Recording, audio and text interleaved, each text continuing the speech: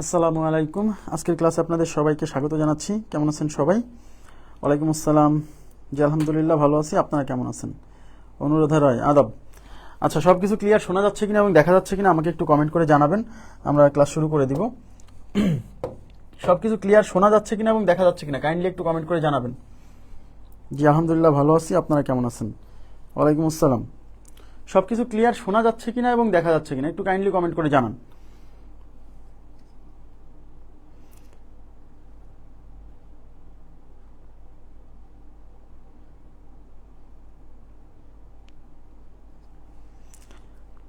সব কিছু ক্লিয়ার আছে কিনা? আচ্ছা, আজকে আমরা শুরু করব হচ্ছে ৭৯ নাম্বার প্রশ্ন থেকে। ৭৯ আমাদের লেকচার বুকের ৭৯ নাম্বার প্রশ্ন, আমাদের লেকচার বুকের ৭৯ নাম্বার কোশ্চেন। হ্যাঁ,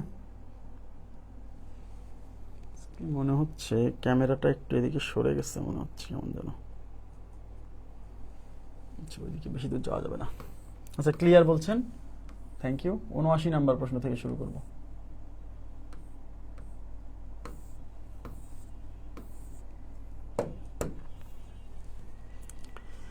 আচ্ছা ঠিক আছে, দেখেন ৭৯ নাম্বার প্রশ্নে কি বলছে। আচ্ছা ক্লিয়ার বলছেন, শুরু করছি আমি। হ্যাঁ, ৭৯ নাম্বার প্রশ্নে বলছে যে একজন ব্যক্তি তার আয়ের ৫% আয়কর দেন। আচ্ছা দেখেন, খুবই সহজ অঙ্ক কিন্তু পরীক্ষায় আসে। হ্যাঁ, একজন ব্যক্তি তার আয়ের ৫% আয়কর দেন, ইনকাম ট্যাক্স দেন। তিনি ৬০০ টাকা আয়কর দিলে তার মোট আয় কত? ধরে নিতে হবে মোট আয় 100%। হ্যাঁ, মোট আয় কত? মোট আয় ইজ ইকুয়াল টু 100%। এবার সে ৫% কি দেয়? আয়কর দেয়। এদিকে তাকান, তার মানে এই ৫% কি? এই ৫% হচ্ছে আয়করের মান। এই ৬০০ টাকা কি? এই ৬০০ টাকাও কিন্তু আয়করের মান। তার মানে এই ৫% হচ্ছে শতকরায় আয়করের মান, আর এই ৬০০ টাকা হচ্ছে আয়করের অ্যাকচুয়াল অ্যামাউন্ট। তার মানে এই ৬০০ টাকাও আয়কর বোঝাচ্ছে, এই ৫%ও আয়কর বোঝাচ্ছে। তার মানে এই ৫%-এর ভ্যালু হচ্ছে এই ৬০০ টাকা। তাহলে তার মোট ইনকাম, মোট আয় মানে এই 100% কত? বুঝছেন? তাহলে ৫% is equal to ৬০০, 1% equal to কত? মোট ইনকাম মানে 100% ইজ ইকুয়াল টু কত? বুঝছেন? তাহলে আমরা লিখবো ৫% ইজ ইকুয়াল টু ৬০০ টাকা, 1% is equal to ৬০০ divided by 5। অতএব মোট ইনকাম মানে হচ্ছে 100% is equal to ৬০০ divided by 5 into হচ্ছে 100। আচ্ছা, এই 5 দিয়ে 100 যাবে হচ্ছে 20 বার। এই 2 দিয়ে 6কে গুণ করলে 12, আর এই একটা শূন্য আর এই দুইটা শূন্য, মোট 3টা শূন্য। তাহলে 1টা 2টা 3টা, তাহলে 12,000 টাকা। তাহলে উত্তর হচ্ছে 12,000 টাকা। ক্লিয়ার?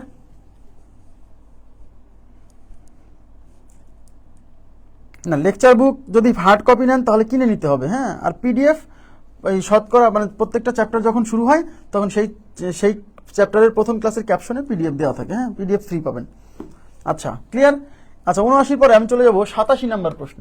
৮৭, তারপর আবার এদিকে ব্যাক করবো, সমস্যা নেই। দেখেন ৮৭ নাম্বার কোশ্চেনে কি বলছে? খোকনের মাসিক আয় ও ব্যয়ের, এখানে বানানটা ঠিক করবেন, বানানটা ঠিক করে নিন। হ্যাঁ, খোকনের মাসিক আয় ও ব্যয়ের অনুপাত 20:15 বলছে। তার মাসিক সঞ্চয় তার আয়ের শতকরা কত অংশ? বুঝেন? তাহলে খোকনের কি? মাসিক আয় এবং মাসিক ব্যয়ের অনুপাত। তার মানে এটা কিসের অনুপাত? আয় এবং ব্যয়। আয় মানে ইনকাম, ব্যয় মানে এক্সপেন্ডিচার। এই যে আয়তে ইনকাম, ইতে এক্সপেন্ডিচার, মানে ইনকাম ইস টু, এই যে ইনকাম ইস টু কি? Income is to expenditure. এটা কত? 20:15। মানে আই ইস টু ব্যয় ইজ ইকুয়াল টু 20:15। ঠিক আছে, আই ইস টু ব্যয় ইজ ইকুয়াল টু 20:15। আচ্ছা, সঞ্চয় কিভাবে পাওয়া যায়? সেভিংস কিভাবে পাবেন? সেভিংস কিভাবে পাবেন? এই ইনকাম থেকে যদি খরচটা বাদ দিয়ে দেন তাহলে তো সেভিংস। তাহলে সেভিংস, এই যে savings is equal two income হচ্ছে 20 টাকা আর খরচ হচ্ছে 15। তাহলে 20 টাকা থেকে এই 15 টাকা বাদ দিলে তার ইনকাম, সরি সেভিংস হচ্ছে 5 টাকা। এখন কোশ্চেনে কি চাইছে? তার মাসিক সঞ্চয় তার আয়ের শতকরা কত? তার মাসিক সঞ্চয় তার আয়ের শতকরা কত? কিসের শতকরা চাইছে বলেন তো? কিসের শতকরা চাইছে? মাসিক সঞ্চয়ের শতকরা চাইছে। কার সাপেক্ষে? আয়ের সাপেক্ষে। দেখেন, তার মাসিক সঞ্চয় তার আয়ের শতকরা কত? তাহলে কিসের শতকরা চাইছে? মাসিক সঞ্চয়ের শতকরা চাইছে। কার সাপেক্ষে? আয়ের সাপেক্ষে। বুঝছেন? তাহলে যার শতকরা নির্ণয় করতে বলে সেটা উপরে যায়। তাহলে এখানে চাইছে কিসের শতকরা? মাসিক সঞ্চয়ের শতকরা। তাহলে মাসিক সঞ্চয় উপরে যাবে। এই যে সঞ্চয় হচ্ছে 5 টাকা, তাহলে 5 টাকা যাবে উপরে। এটা বের করতে বলছে কিসের সাপেক্ষে? আয়ের সাপেক্ষে। আয় কয় টাকা? এই যে ইনকাম, ইনকাম মানে 20 টাকা, তাই 20-এর সাপেক্ষে, তাই 20 নিচে। যার সাপেক্ষে সে নিচে, আর শতকরার জন্য 100 দিয়ে গুণ। ঠিক আছে, এগুলো কিন্তু আমরা বুঝাইছি। হ্যাঁ, এই 20 দিয়ে এটা যাবে 5 বার, এই 5 আর 5 গুণ করলে 25%। যারা নতুন ভর্তি হয়েছেন তারা আজকের ক্লাস যখন করতে যাচ্ছেন, আজকের ক্লাসে কিন্তু বুঝতে খুবই অসুবিধা হবে, কারণ এগুলো আজকে যা বোঝাবো তার থিওরি আমরা প্রথম 2-3টা ক্লাসের দিকে বুঝাইছি। সুতরাং কোনো একটা টপিক যদি আপনি শুরু করেন, সেটা 1 নাম্বার থেকে শুরু করবেন। যেমন এটা শতকরার আজকে 10 নাম্বার ক্লাস চলতেছে, নিশ্চয়ই আগের 9টা ক্লাস না দেখলে পরে বুঝতে অসুবিধা হতে পারে, বুঝছেন কি? এই জন্য না বুঝলে আবার মনে করেন না যে আমি মনে হয় বুঝবো না, ব্যাপারটা এরকম না, ঠিক আছে? আচ্ছা, 37 পর্যন্ত দেওয়া আছে, বাকিগুলো দিয়েন। হ্যাঁ দিব, ক্লাস লেকচার দিব। মেহেদি হাসান মাহিন, আপনি আজকে ক্লাস শেষে আমাকে নক দিবেন, আমি দিয়ে দিব, সমস্যা নাই, আজকে আপলোড দিব। আপনারা কি বুঝছেন এটা? এখন আপনারা বলেন তো, এই কোশ্চেন যদি, আচ্ছা এখানে কিন্তু উত্তর নাই, খেয়াল করেন কত নাম্বার এটা, 87 না? 87 নাম্বার প্রশ্নে কিন্তু উত্তর নাই। 87 নাম্বার প্রশ্ন, 87, এখানে কিন্তু অপশনে কিন্তু উত্তর নাই, এটা 50% উত্তর হবে, ঠিক করে নিয়েন, ঠিক আছে? 25% কিভাবে বলেন? ও সরি, 25% উত্তর আছে তো। কত নাম্বার এটা? 87, উত্তর আছে তো, 25% আছে তো উত্তর, 25%, যে 25% বের হয়েছে।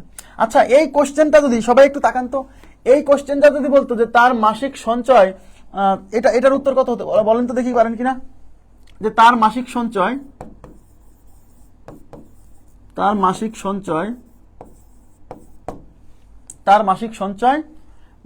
ব্যয়ের শতকরা কত অংশ, তাহলে কত হতো বলেন তো? তার মাসিক সঞ্চয় তার ব্যয়ের শতকরা কত, তাহলে কত হতো বলেন দেখি, কে বলতে পারে? তার মাসিক সঞ্চয় তার ব্যয়ের শতকরা কত, তাহলে কি হতো? তার মাসিক সঞ্চয় তার ব্যয়ের শতকরা কত? আমি আবার বলছি, যার শতকরা বের করতে বলবে সেটা উপরে যাবে, যার সাপেক্ষে বলবে সেটা নিচে যাবে, আর যেহেতু শতকরায় প্রকাশ করতেছি তাই 100 দিয়ে গুণ, ঠিক আছে? তাহলে এখানে বের করতে বলছিল মাসিক সঞ্চয় তার আয়ের শতকরা কত, তাহলে কিসের শতকরা চাইছে? মাসিক সঞ্চয়ের শতকরা, কার সাপেক্ষে? আয়ের সাপেক্ষে। তাহলে মাসিক সঞ্চয়ের শতকরা চাইছে, তাই মাসিক সঞ্চয় উপরে, এই যে সঞ্চয় 5 টাকা। কার সাপেক্ষে চাইছে? আয়ের সাপেক্ষে, তার মানে আয় যাবে নিচে, এই যে আয় হচ্ছে এই যে 20 টাকা, শতকরায় প্রকাশ করার জন্য 100 দিয়ে গুণ। তাহলে এখন যদি বলি তার মাসিক সঞ্চয় তার ব্যয়ের শতকরা কত, তার মানে কিসের শতকরা চাইছে? মাসিক সঞ্চয়ের শতকরা, কার সাপেক্ষে? ব্যয়ের সাপেক্ষে। তাহলে যার শতকরা চাইবে সেটা উপরে, যেহেতু মাসিক সঞ্চয়ের শতকরা চাইছে তাই মাসিক সঞ্চয় 5 টাকা যাবে উপরে, কার সাপেক্ষে চাইছে? ব্যয়ের সাপেক্ষে, তাহলে ব্যয় যাবে নিচে, ব্যয় মানে এক্সপেন্ডিচার, কয় টাকা? এই যে 15 টাকা, তাহলে 15 নিচে, আর শতকরায় প্রকাশ করার জন্য 100 দিয়ে গুণ। দেখেন এই 5 দিয়ে 15 যাবে 3 বার, 3 দিয়ে এটা কাটা যায় না, তাহলে উপরে 100 নিচে 3, তাহলে 100 ডিভাইডেড বাই 3%, এটা ভাঙলে কত হবে বলেন তো? এটা হবে 33.33%, 33.33%, ক্লিয়ার? 33.33%, জি বুঝতে হবে, কনসেপ্ট বুঝলে পরে কোনো সমস্যা নাই। আচ্ছা, এবার যাচ্ছে 88 নাম্বার প্রশ্নে, 88 নাম্বার প্রশ্নে কি বলছে? ভেরি ভেরি ইম্পর্টেন্ট, এবার সবাই মনোযোগ দিবেন, কারণ এই ব্যাপারগুলো যদি আপনি আগে থেকে ভালোভাবে না কনসেপ্ট ক্লিয়ার হয়, পরীক্ষার হলে যায় কিন্তু একটু ঘুরাই দিলেই উল্টাপাল্টা করে ফেলবেন। হ্যাঁ, খুবই ইম্পর্টেন্ট কথা বলবো আজকে, খুবই গুরুত্বপূর্ণ কথা, শুধু এইখানে লাগবে না, এটা সব চ্যাপ্টারেই লাগবে, আমি বলবো সব চ্যাপ্টারেই লাগবে। হ্যাঁ, এটা অনেকে ধরা বোঝে না, অনেকেই ধরাটা বোঝে না। Thank you. আচ্ছা জি, এবার কি বলছে? রুমির বেতন বাবুর বেতনের চেয়ে 25% বেশি। তাহলে রুমির বেতন বাবুর বেতনের চেয়ে 25% বেশি, তাহলে যেহেতু একজনের বেতন আরেকজনের চেয়ে 25% বেশি, তাহলে একজনের বেতন আমরা 100 ধরবো, আর একজনের বেতন 125 ধরবো।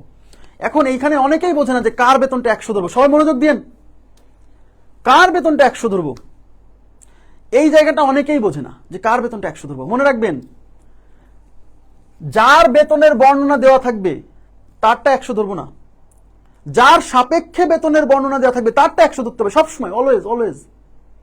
বেতন না শুধু, এটা যে কোনো কিছু ক্ষেত্রে, একটা জিনিস আরেকটা জিনিসের চেয়ে শতকরা এত % বেশি বা এত % কম, সেক্ষেত্রে কারটা আমরা 100 ধরবো, যার সাপেক্ষে বর্ণনাটা দেওয়া থাকবে তারটা 100 সবসময়, যার সাপেক্ষে বর্ণনা দেওয়া থাকবে তারটা সবসময় 100। তাহলে এখানে কার বেতনের বর্ণনা? রুমির বেতন বাবুর বেতনের চেয়ে 25% বেশি, তার মানে এখানে রুমির বেতনের বর্ণনা বাবুর বেতনের সাপেক্ষে, এই যে মানে রুমির বেতন বাবুর বেতনের চেয়ে 25% বেশি, তার মানে বাবুর যা হবে রুমির তার চেয়ে 25% বেশি হবে, বুঝছেন? তার মানে রুমির বেতন বাবুর বেতনের চেয়ে 25% বেশি, তার মানে এখানে রুমির বেতনের বর্ণনা বাবুর বেতনের সাপেক্ষে, যার সাপেক্ষে বর্ণনা করা থাকবে তারটা 100 অলওয়েজ। তাহলে এখানে রুমির বেতন বাবুর বেতনের চেয়ে 25% বেশি, তার মানে রুমির বেতনের বর্ণনা বাবুর বেতনের সাপেক্ষে, তাহলে বাবুর বেতনের সাপেক্ষে যেহেতু বর্ণনা করা আছে, তাই বাবুর বেতন 100 ধরবো। তাহলে বাবুকে আমরা বি দ্বারা প্রকাশ করতেছি, বাবু 100। তাহলে রুমি কত হবে? রুমির হবে এই বাবুর চেয়ে 25 বেশি, এই যে 25% বেশি। তাহলে বাবুর যা হবে তার চেয়ে 25% বেশি, তাহলে বাবুর 100 ধরছি। তাহলে 100 এর 25% মানে 25। 100 ধরার সুবিধা কি? একজনেরটা 100 ধরার সুবিধা হচ্ছে কারণ 100 এর 25% মানে 25, বাট অন্য কিছু ধরলে তার আবার 25% বের করে নেওয়া লাগবে, এটা একটা ঝামেলা। এই জন্য আমরা একজনেরটা 100 ধরছি। তাহলে বাবুর 100 হলে রুমির কত হবে? রুমির কত হবে? রুমির কত হবে? রুমির যেহেতু বাবুর চেয়ে 25 বেশি হবে, তাহলে বাবুর যদি 100 হয়, তাহলে 100 সাথে 25 যুক্ত হয়ে রুমির হবে 125। 125 আপনারা কি বুঝছেন? এই যে 100 সাথে এই 25 যুক্ত হয়ে 125, এইটুকু বুঝছেন কিনা বলেন? এবার বলছে বাবুর বেতন মানে এই বাবুর বেতন রুমির বেতনের মানে এই রুমির বেতনের শতকরা কত ভাগ কম। শতকরা কত ভাগ কম? সবাই তাকান, একটা কনসেপ্ট ভালো করে বোঝেন, দেখেন কত মজার এবং এত ইম্পর্টেন্ট। এই প্রশ্ন যে কত গুরুত্বপূর্ণ, মানে এই টাইপটা এতবার আসছে কল্পনা করতে পারবেন না। তাহলে বলছে বাবুর বেতন রুমির বেতনের চেয়ে শতকরা কত ভাগ কম। তাহলে কিসের শতকরা চাইছে? বাবুর বেতন কতটুকু কম তার শতকরা চাইছে। বুঝেন? বাবুর বেতন কতটুকু কম তার শতকরা চাইছে, কার সাপেক্ষে? রুমির বেতনের সাপেক্ষে। বোঝা গেছে এটা? বুঝতে হবে, ভাষা বুঝতে হবে। বাবুর বেতন রুমির বেতনের চেয়ে শতকরা কত ভাগ কম। তাহলে কিসের শতকরা চাইছে? বাবুর বেতন কতটুকু কম সেই কমের শতকরা চাইছে, কার সাপেক্ষে? রুমির বেতনের সাপেক্ষে। তাহলে যার শতকরা বের করতে বলে সেটা নিচে। তাহলে আপনারাই বলেন বাবুর বেতন কতটুকু কম সেই কমের শতকরা চাইছে। তাহলে আপনারা বলেন বাবুর বেতন কতটুকু কম? রুমির বেতন হলো 125 আর বাবুর বেতন হচ্ছে 100। তাহলে বাবুর বেতন কম না, এই যে 100 টাকা, রুমির বেতন হচ্ছে 125 টাকা। তাহলে বাবুর বেতন তো কম, কয় টাকা কম? 125 থেকে 100 বাদ দেন, তার মানে বাবুর বেতন কম হচ্ছে 25 টাকা। বাবুর বেতন কম কয় টাকা? 25 টাকা। তাহলে কোশ্চেনে কিসের শতকরা চাইছে?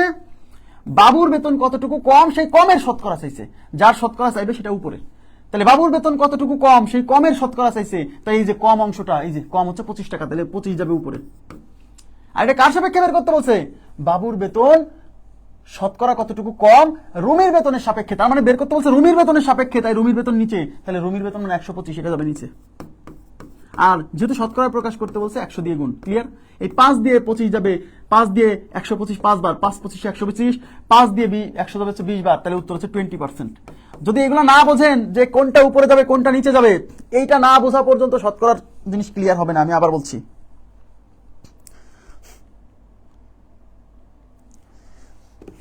যার শতকরা বের করতে বলবে সেটা উপরে। তাহলে এখানে কিসের শতকরা চাইছে? বাবুর বেতন কতটুকু কম সেই কমের শতকরা চাইছে, কার সাপেক্ষে? রুমির বেতনের সাপেক্ষে। এই যে দেখেন বাবুর বেতন রুমির বেতনের চেয়ে শতকরা কত ভাগ কম, তার মানে বাবুর বেতন কতটুকু কম সেই কমের শতকরা চাইছে, কিসের সাপেক্ষে? রুমির বেতনের সাপেক্ষে। আপনারা কি বুঝছেন? এই অনুপাতটা যদি না বোঝেন ভাই, শতকরা আপনাকে ভোগাবে, অনুপাত আপনাকে ভোগাবে, ভগ্নাংশ আপনাকে ভোগাবে, লাভ ক্ষতি আপনাকে ভোগাবে। আমি আবার বলছি, এটা বুঝতে হবে যে কোনটা উপরে কোনটা নিচে শতকরা প্রকাশ করার সময়। যার শতকরা চাইবে সেটা উপরে, যার সাপেক্ষে সেটা নিচে। তাহলে এখানে কিসের শতকরা চাইছে? দেখেন নিজে দেখেন, বাবুর বেতন শতকরা কত ভাগ কম, তার মানে বাবুর বেতন কতটুকু কম সেই কমের শতকরা চাইছে, কার সাপেক্ষে? এই যে রুমির বেতনের সাপেক্ষে, যে বাবুর বেতন রুমির বেতনের চেয়ে কতটুকু কম। হ্যাঁ, ওকে। এবার আমি চলে যাচ্ছি হচ্ছে 88 পরে 89 নম্বর প্রশ্ন। দেখেন এই টাইপের প্রশ্ন বিভিন্ন ভাবে আসছে। দেখেন এখানে বলছে আলমের বয়স কমলের বয়সের 80% হলে, বুঝছেন? আলমের বয়স কমলের বয়সের 80%, এর মানে কি?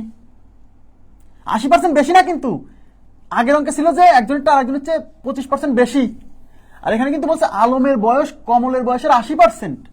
মানে একজনের যদি 100 হয় তাহলে আর একজনের 100 প্লাস 80 ইজ ইকুয়াল টু 180, এটা না, এটা না। যদি বলতো যে আলমের বয়স কমলের বয়সের চেয়ে 80% বেশি, তাহলে একজনের 100 হইলে একজনের 180 হতো।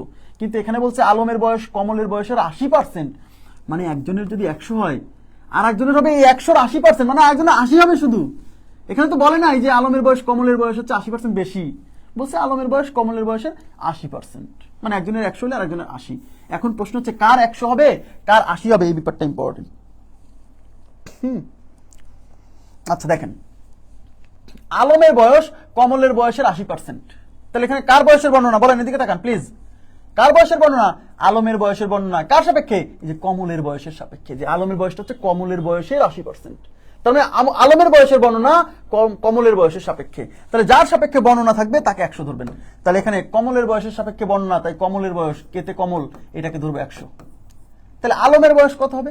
আলমের বয়স হচ্ছে কমলের বয়সের 80%, তাহলে কমল যদি 100 হয় তাহলে আলম হবে এই 100-র 80%। 100-র 80% মানে 80। 100 ধরার সুবিধা হচ্ছে 100-র যত পার্সেন্ট ততই হয়, বুঝছেন? তাহলে এই আলমের বয়স মানে এ হবে 100-র 80% মানে 80, বুঝছেন?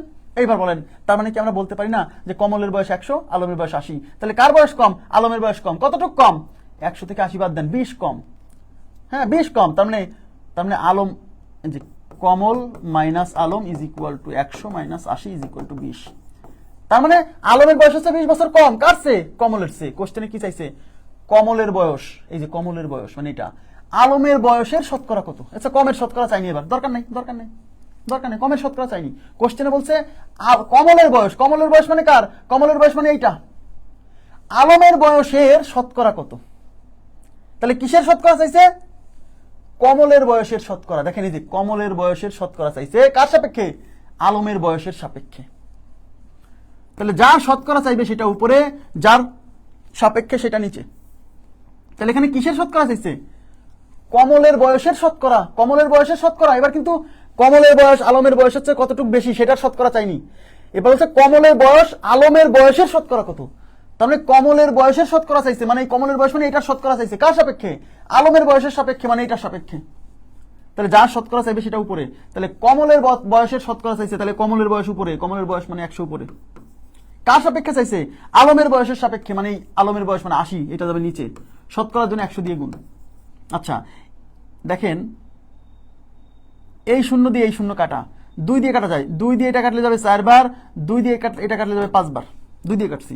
4 দিয়ে এটা যাবে 4 25 100, এই 25 আর 5 গুণ করলে 5 25 125, 125%। তার মানে হচ্ছে কমলের বয়স আলমের বয়সের 125%। বুঝছেন কিনা বলেন? আর আপনাদেরকে বলছিলাম যে নিচে কে যাবে? যার সাথে র থাকবে, যার সাথে র বা এর থাকবে সে যাবে নিচে। এই যে দেখেন, এসব পড়ে লাভ নাই, বুঝছেন? যতক্ষণ পর্যন্ত না বুঝবেন যে কার বর্ণনা কার সাপেক্ষে দেয়া। কমলের বয়স, এই দেখেন বয়সের এখানে র নাই। আলমের বয়সের এই যে র আছে এখানে, দেখছেন? তার মানে আলমের বয়সের, তাহলে কার বয়সের সাথে র? আলমের বয়সের সাথে র। সুতরাং আলম যাবে নিচে, যার সাথে র বা এর থাকে সে নিচে। কিন্তু এটা মনে রাখা, মানে এই বিষয়টা বোঝা উচিত যে কার শতকরা চাইছে, কার সাপেক্ষে চাইছে, এটা বোঝাটা, এই কনসেপ্টটা একবার ডেভেলপ করতে পারলে আর কোনো কষ্ট নেই। বোঝা গেছে কি? যে 125%। আচ্ছা এখানে কিন্তু বলে নাই, এখানে যদি বলতো যে কমল আলমের চেয়ে শতকরা কত বড়, যদি বলতো যে কমলের বয়স আলমের বয়স আছে শতকরা কত বেশি, বলেন তো কত হইতো? তাহলে দেখি কে পারে। কমলের বয়স আলমের বয়সের চেয়ে শতকরা কত বেশি। এখানে কিন্তু চাইছে কিসের শতকরা? কমলের বয়সের শতকরা, মানে কমলের পুরো বয়সের শতকরা চাইছে। কার সাপেক্ষে? আলমের সাপেক্ষে। তাহলে কমল যার শতকরা চাইবে সেটা উপরে, এই কমলের বয়সের শতকরা চাইছে, তাই কমলের বয়সটা উপরে। দেখছেন? বুঝতে হবে কনসেপ্ট। হ্যাঁ, তাহলে যদি বলতো যে কমলের বয়স আলমের বয়সের চেয়ে শতকরা কত বেশি, তাহলে কি হতো? এই যে কমলের বয়স, এই অনুপাতটা যদি না বোঝেন যে কিভাবে শতকরা প্রকাশ করতে হয়, তাহলে কিন্তু ভোগান্তি আছে। কমলের বয়স আলমের বয়সের চেয়ে শতকরা কত বেশি, তাহলে কত হতো উত্তর বলেন তো? তাহলে কত হতো? তাহলে এখানে কমল কি বড় না? এই যে কমলের বয়স 100, আলমের বয়স 80, তার মানে কমল বড়। কতটুকু বড়? 100 থেকে 80 বাদ দেন, তার মানে 20 বছরের বড়। তাহলে কমল হচ্ছে 20 বছরের বড় কার চেয়ে? আলমের চেয়ে। তো এইখানে চাইছে কমলের বয়স আলমের বয়স হচ্ছে শতকরা কত বেশি। তাহলে কিসের শতকরা চাইছে? কমলের বয়স কতটুকু বেশি, সেই বেশির শতকরা চাইছে। কার সাপেক্ষে? আলমের বয়সের সাপেক্ষে। বুঝতে পারছেন? তাইলে যার শতকরা চাইবে সেটা উপরে। তাহলে এখানে কিসের শতকরা চাইছে? কমলের বয়স আলমের বয়সের চেয়ে শতকরা কতটুকু বেশি, সেই কমলের বয়স কতটুকু বেশি সেই বেশির শতকরা চাইছে। তাহলে মানে বেশিটা উপরে যাবে। বেশি কতটুকু? 20 বছর, তাহলে 20 উপরে। কার সাপেক্ষে বের করতে বলছে? আলমের বয়সের সাপেক্ষে। তার মানে আলমের বয়স নিচে, আলমের বয়স মানে 80 নিচে। শতকরার জন্য 100 দিয়ে গুণ। এইবার এটা দিয়ে যাবে 4 বার, 4 বার 4 20 80, আর 4 দিয়ে এটা যাবে 25 বার। তাহলে উত্তর হচ্ছে 25%। বুঝছেন কিনা বলেন? এর চেয়ে সহজ হতে পারে না ভাই। এই কনসেপ্ট যে না বুঝবে তার খবর আছে পরীক্ষা হলে, বলে দিলাম। এই যে অনুপাতটা লেখা, যে কিভাবে শতকরা বের করতে হয়, এই কনসেপ্টটা বোঝার চেষ্টা করেন। না আচ্ছা এবার আমি যাচ্ছি হচ্ছে এটা কত ছিল 89 পরে 176 নম্বর প্রশ্নে চলে যাবো। হ্যাঁ সবাই উত্তর দিচ্ছেন, থ্যাংক ইউ ভেরি মাচ। তার মানে বুঝছেন সবাই, আমি বুঝলাম না। আচ্ছা 176 176 আমাদের লেকচার বুকের 176। দেখেন এই যে দেখেন আরো জটিল এই ধরনের প্রশ্ন প্রচুর আসছে ব্যাংকের পরীক্ষা, তো মাঝে মাঝেই আসে এগুলা, ব্যাংকের পরীক্ষায় মাঝে মাঝেই আসে, দেখবেন আপনারা। দেখেন এক ব্যক্তি তার স্ত্রীর চেয়ে বয়সে 10% বড়, এক ব্যক্তি তার স্ত্রীর চেয়ে বয়সে 10% বড়, তার মানে একজনের বয়স যদি 100 হয় আরেকজনের বয়স হবে 110। এখন প্রশ্ন হচ্ছে কার 100 ধরবো? কি বলছিলাম, যার বয়সের বর্ণনা দেওয়া থাকবে সেটা 100 ধরা যাবে না, যার সাপেক্ষে বর্ণনা দেওয়া থাকবে সেটা 100। ইয়েস, তাহলে এক ব্যক্তি তার স্ত্রীর চেয়ে 10% বড়, তার মানে এক ব্যক্তির বর্ণনা তার স্ত্রীর সাপেক্ষে, যার সাপেক্ষে সে 100, তার মানে স্ত্রীর বয়স 100 ধরবো। তাহলে এই যে ডাব্লুতে ওয়াইফ, তাহলে ওয়াইফের বয়স 100, তাহলে এক ব্যক্তি ওই ব্যক্তি হচ্ছে ওই স্ত্রীর হাজবেন্ড না? হ্যাঁ, তাহলে ওই ব্যক্তিকে আমি হাজবেন্ড ধরবো, তার মানে এজ দ্বারা প্রকাশ করবো। তাহলে ওয়াইফের বয়স 100 হলে হাজবেন্ড ওয়াইফের চেয়ে 10% বড়, তাহলে 100 10% মানে 10, তাহলে হাজবেন্ড হবে 100 সাথে 10 যোগ করলে 110 বছর, ব্যাস এই ধরাটা শেষ। এইবার বলছে স্ত্রী তার চেয়ে X% ছোট, স্ত্রী মানে ওয়াইফ কার চেয়ে X%, ওয়াইফ তার চেয়ে মানে ওই যে ওই ব্যক্তির চেয়ে মানে হাজবেন্ডের চেয়ে X% ছোট, বলছে X এর মান কত। আচ্ছা আপনি এইটুকু ভুলে যান, এদিকে তাকান প্লিজ, এদিকে ভুলে যান, এটুকু ভুলে যান, এই যে X% ছোট, X এর মান কত এটা ভুলে যান, এটুকু নাই। মনে করেন যে স্ত্রী তার চেয়ে শতকরা কত ছোট, বের করেন তো, এটা বের করেন, এটা বের করেন, ওটা ওই মনে করেন যে ওই অঙ্ক আসে না, এটা বের করেন। এক ব্যক্তি তার স্ত্রীর চেয়ে 10% বড়, স্ত্রী তার চেয়ে শতকরা কত ছোট, এটা বের করেন। তাহলে স্ত্রী তার চেয়ে শতকরা কত ছোট, খেয়াল করুন প্লিজ, স্ত্রী তার চেয়ে শতকরা কত ছোট, তাহলে কিসের শতকরা চাইছে? স্ত্রী কতটুক ছোট তার শতকরা চাইছে, কার সাপেক্ষে? তার সাপেক্ষে, তার সাপেক্ষে মানে ওই ব্যক্তির সাপেক্ষে মানে হাজবেন্ডের সাপেক্ষে, বুঝছেন? তাহলে কিসের শতকরা চাইছে? স্ত্রী কতটুকু ছোট সেই ছোট শতকরা চাইছে। তাহলে আপনারা বলেন স্ত্রী কতটুকু ছোট? এই যে হাজবেন্ড হচ্ছে 110 বছর আর ওয়াইফ হচ্ছে 10 বছর, তাহলে কতটুকু ছোট? 110 থেকে 100 বাদ দেন, তার মানে 10 বছরের ছোট, 10 বছরের ছোট। তাহলে কিসের শতকরা চাইছে? স্ত্রী কতটুকু ছোট সেই ছোট শতকরা চাইছে, যার শতকরা চাইবে সেটা উপরে। তাহলে স্ত্রী যতটুকু ছোট সেই ছোট শতকরা চাইছে, তার মানে ছোটটা উপরে যাবে, ছোট মানে যে 10 বছর এটা যাবে উপরে। কার সাপেক্ষে চাইছে? স্ত্রী তার চেয়ে মানে ওই হাজবেন্ডের চেয়ে, তার মানে হাজবেন্ডের সাপেক্ষে চাইছে, তাই হাজবেন্ড যাবে নিচে, মানে হাজবেন্ডের বয়স 110 যাবে নিচে, শতকরার জন্য 100 দিয়ে গুণ, এই শূন্য কাটা, তাহলে উপরে 10 গুণ করলে 100, নিচে হচ্ছে 11, 100 ডিভাইডেড বাই 11%, 100 ডিভাইডেড বাই 11%, বুঝছেন কিনা বলেন?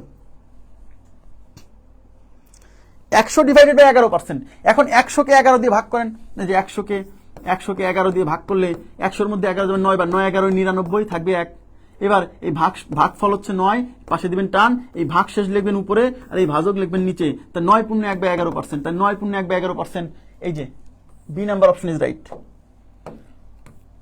B number option is right. বুঝছেন কিনা বলেন? 10 কিভাবে আসলো বলেন, 10 কিভাবে আসলো, 10 কিভাবে আসলো, এ কিভাবে আসলো, না বুঝলে কিন্তু সমস্যা। 176 কি আমাদের বইয়ে কি আছে? 176 বি নাম্বার অপশন।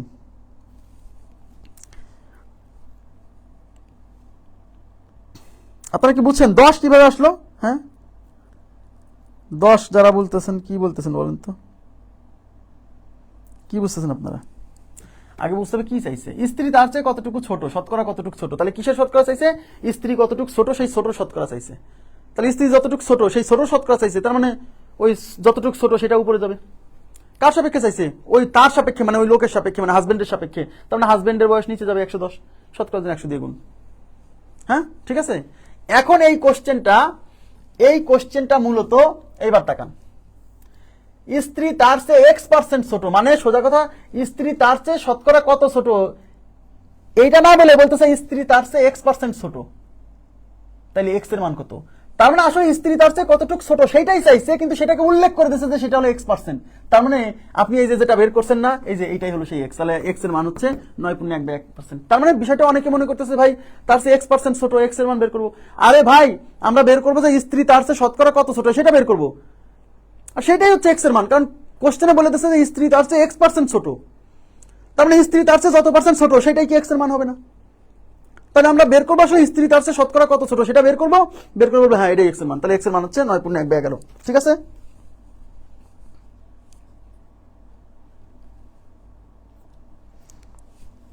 এই X% ছোট, এটা কনফিউজ করে দেয়। কনফিউজ হবেন কেন? আপনি আমার কথা শুনেন। আপনি আগে বোঝেন যে স্ত্রী তার চেয়ে শতকরা কত ছোট, আমরা বের করছি এটা। আর ও বলে দিচ্ছে যে স্ত্রী তার চেয়ে X% ছোট। আরে ভাই, তাই স্ত্রী X% ছোট, আর আমরা বের করছি যে স্ত্রী তার চেয়ে 9.1/11% ছোট। তো ওরা বলে দিচ্ছে না X% ছোট, তা আমরা বের করে ফেলছি 9. তার মানে ওই এক্সও যা এটাও তাই, মানে আপনাকে একটু মানে কি বলবো আর কি, মানে মানে মানে কনফিউজ করে দেওয়ার চেষ্টা করতেছে যে স্ত্রী তার চেয়ে X% ছোট, এক্স এর মান বের করেন। আর আমরা বের করবো স্ত্রী তার চেয়ে কত পার্সেন্ট ছোট, 9.1/11%। তো ওরা বলতেছে স্ত্রী তার চেয়ে X% ছোট, তবে এক্সও যা 9.1/11 তাই। বুঝছেন? ক্লিয়ার হয়েছে ব্যাপারটা? বুঝার দরকার নাই মারুফা আক্তার, আগের ক্লাস না করলে পরে বুঝবেন না, আগের ক্লাস করা লাগবে। হ্যাঁ, আগের ক্লাস না করলে বুঝবেন না, প্রত্যেকটা ক্লাস করলে বোঝার কথা। সবাই বুঝতেছে, আপনি একা বুঝতেছেন না, মানে প্রবলেম আছে।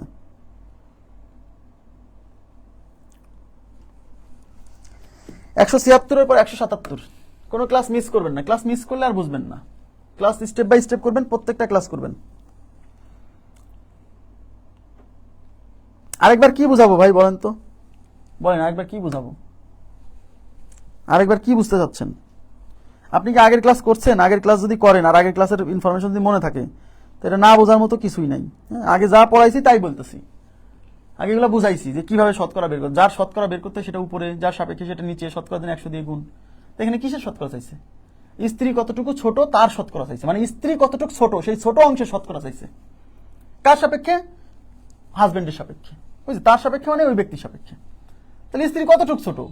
এই যে 110 বছর হাজবেন্ডের বয়স, স্ত্রী বয়স 100 বছর, তাহলে স্ত্রী কতটুকু ছোট? 10 বছরের ছোট। তাহলে স্ত্রী কতটুকু ছোট সেইটাই, সেই অংশের শতকরা চাইছে, মানে এই 10-এর শতকরা চাইছে, তাই 10 উপরে। কার সাপেক্ষে? হাজবেন্ডের সাপেক্ষে, মানে 110-এর সাপেক্ষে, তাই 110 নিচে। শতকরার জন্য 100 দিয়ে গুণ। এটা না বোঝার কি আছে? সবাই বুঝতেছে, আপনি বুঝতেছেন না, মানে কি? হয় ক্লাস মিস করছেন, না হলে ভুলে গেছেন। হ্যাঁ, একটু ক্লাস রিপিট করতে হবে। দেখেন, রহিম করিমের চেয়ে 25% ছোট। দেখেন এদিকে তাকান, এগুলো খুব ইম্পর্টেন্ট, এই টাইপের কোশ্চেন গুলো ভেরি ভেরি ইম্পর্টেন্ট। অনেকে ধরতে মানে বুঝতেই পারবে না যে কোনটা 100 ধরতে হবে, এখানেই ভুল হয়ে যাবে, জানেন? এই টাইপের কোশ্চেন ধরতে পারাটাই হচ্ছে ইম্পর্টেন্ট। দেখেন, রহিম করিমের চেয়ে 25% ছোট, রহিম করিমের চেয়ে 25% ছোট। তার মানে এখানে কার বয়সের বর্ণনা? রহিমের বয়সের বর্ণনা করিমের সাপেক্ষে। কি বলছিলাম? যার সাপেক্ষে বর্ণনা দেওয়া থাকবে তাকে 100 ধরতে হবে, যার সাপেক্ষে বর্ণনা তাকে 100। তাহলে এখানে কার সাপেক্ষে বর্ণনা? করিমের সাপেক্ষে বর্ণনা, তাহলে করিম 100।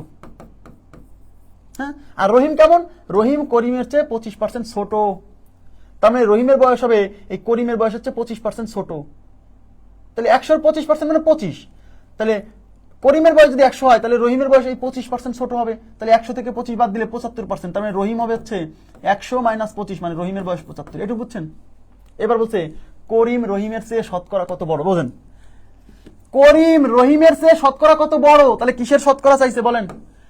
করিম রহিমের চেয়ে শতকরা কত বড়, তার মানে রহিম কত বড় তার শতকরা চাইছে। সরি, করিম কতটুকু বড় সেই বড়র শতকরা চাইছে রহিমের সাপেক্ষে। এটা কি বোঝা যায় না? খুবই সিম্পল ভাই। এই যে কার সাথে এর আছে? রহিমের সাথে এর আছে, তার মানে রহিমের সাপেক্ষে। এগুলো যার সাথে এই এর র এসব বুঝে লাভ নাই ভাই, এসব যত মনে রাখতে যাবেন মাথা গরম হবে, কনসেপ্ট না বুঝে লাভ নেই।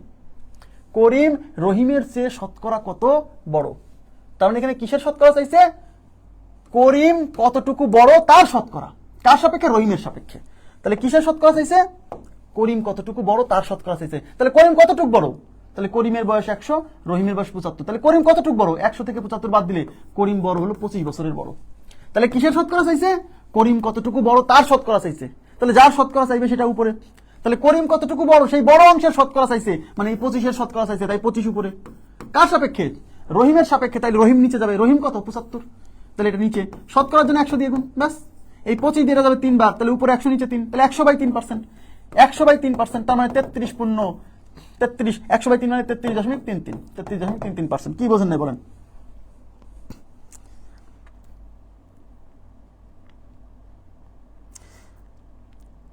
আমি আবার বলছি, এই বিষয় যদি না বোঝেন যে কার সাপেক্ষে কোনটা বের করতে হবে, ওইসব ঐকিক নিয়ম ভুলে যান, সেই অতীতের নিয়ম ভুলে যান, যে এততে এত, একে কত, 100-তে কত, কাজে আসবে না ভাই পরীক্ষার হলে।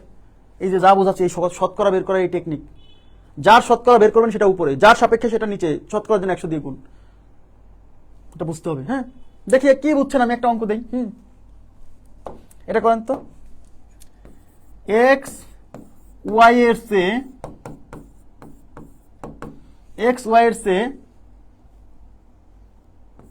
30%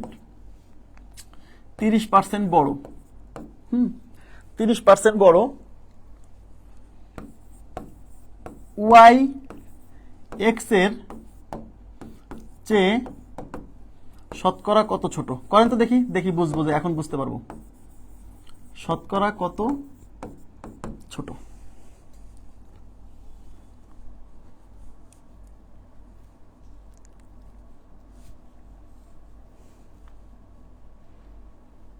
এগুলো আবার স্মার্ট ক্যালকুলেশনে বুঝাইছি মশিউর খান, ওই পূর্ণ কিভাবে বুঝাইছি ওইগুলা কি পূর্ণ এর বিষয়টা 11/100 কি 11/100 কি না 100/11, ওই যে কিভাবে ওই যে মিশ্র ভগ্নাংশ না, যে 9 × 1/11 এটার কথা বলছেন, এগুলা স্মার্ট ক্যালকুলেশনে বুঝাইছি। ওই যে ক্যালকুলেশনের ক্লাস করতে হবে। মাঝখান থেকে ক্লাস করার আগে আমি কিন্তু ভর্তি নেওয়ার সময় বলছি যে যারা পরে ভর্তি হচ্ছেন আগে শুরু থেকে ক্লাস করে আসতে হবে, ওগুলা ক্লাস না দেখলে কিন্তু এগুলো বুঝতে পারবেন না। কত বলেন? এক্স ওয়াই এর চেয়ে 30% বড়, ওয়াই এর ওয়াই এক্স এর চেয়ে কত, আমি সরি এখানে ওয়াই এর না, ওয়াই এক্স এর চেয়ে শতকরা কত ছোট? আচ্ছা, এক্স ওয়াই এর চেয়ে 30% বড়, ওয়াই এক্স এর চেয়ে শতকরা কত ছোট?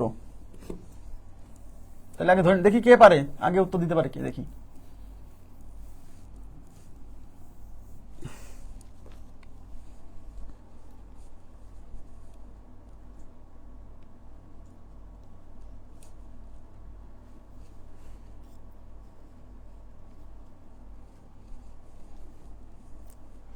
এত সময় লাগছে কেন?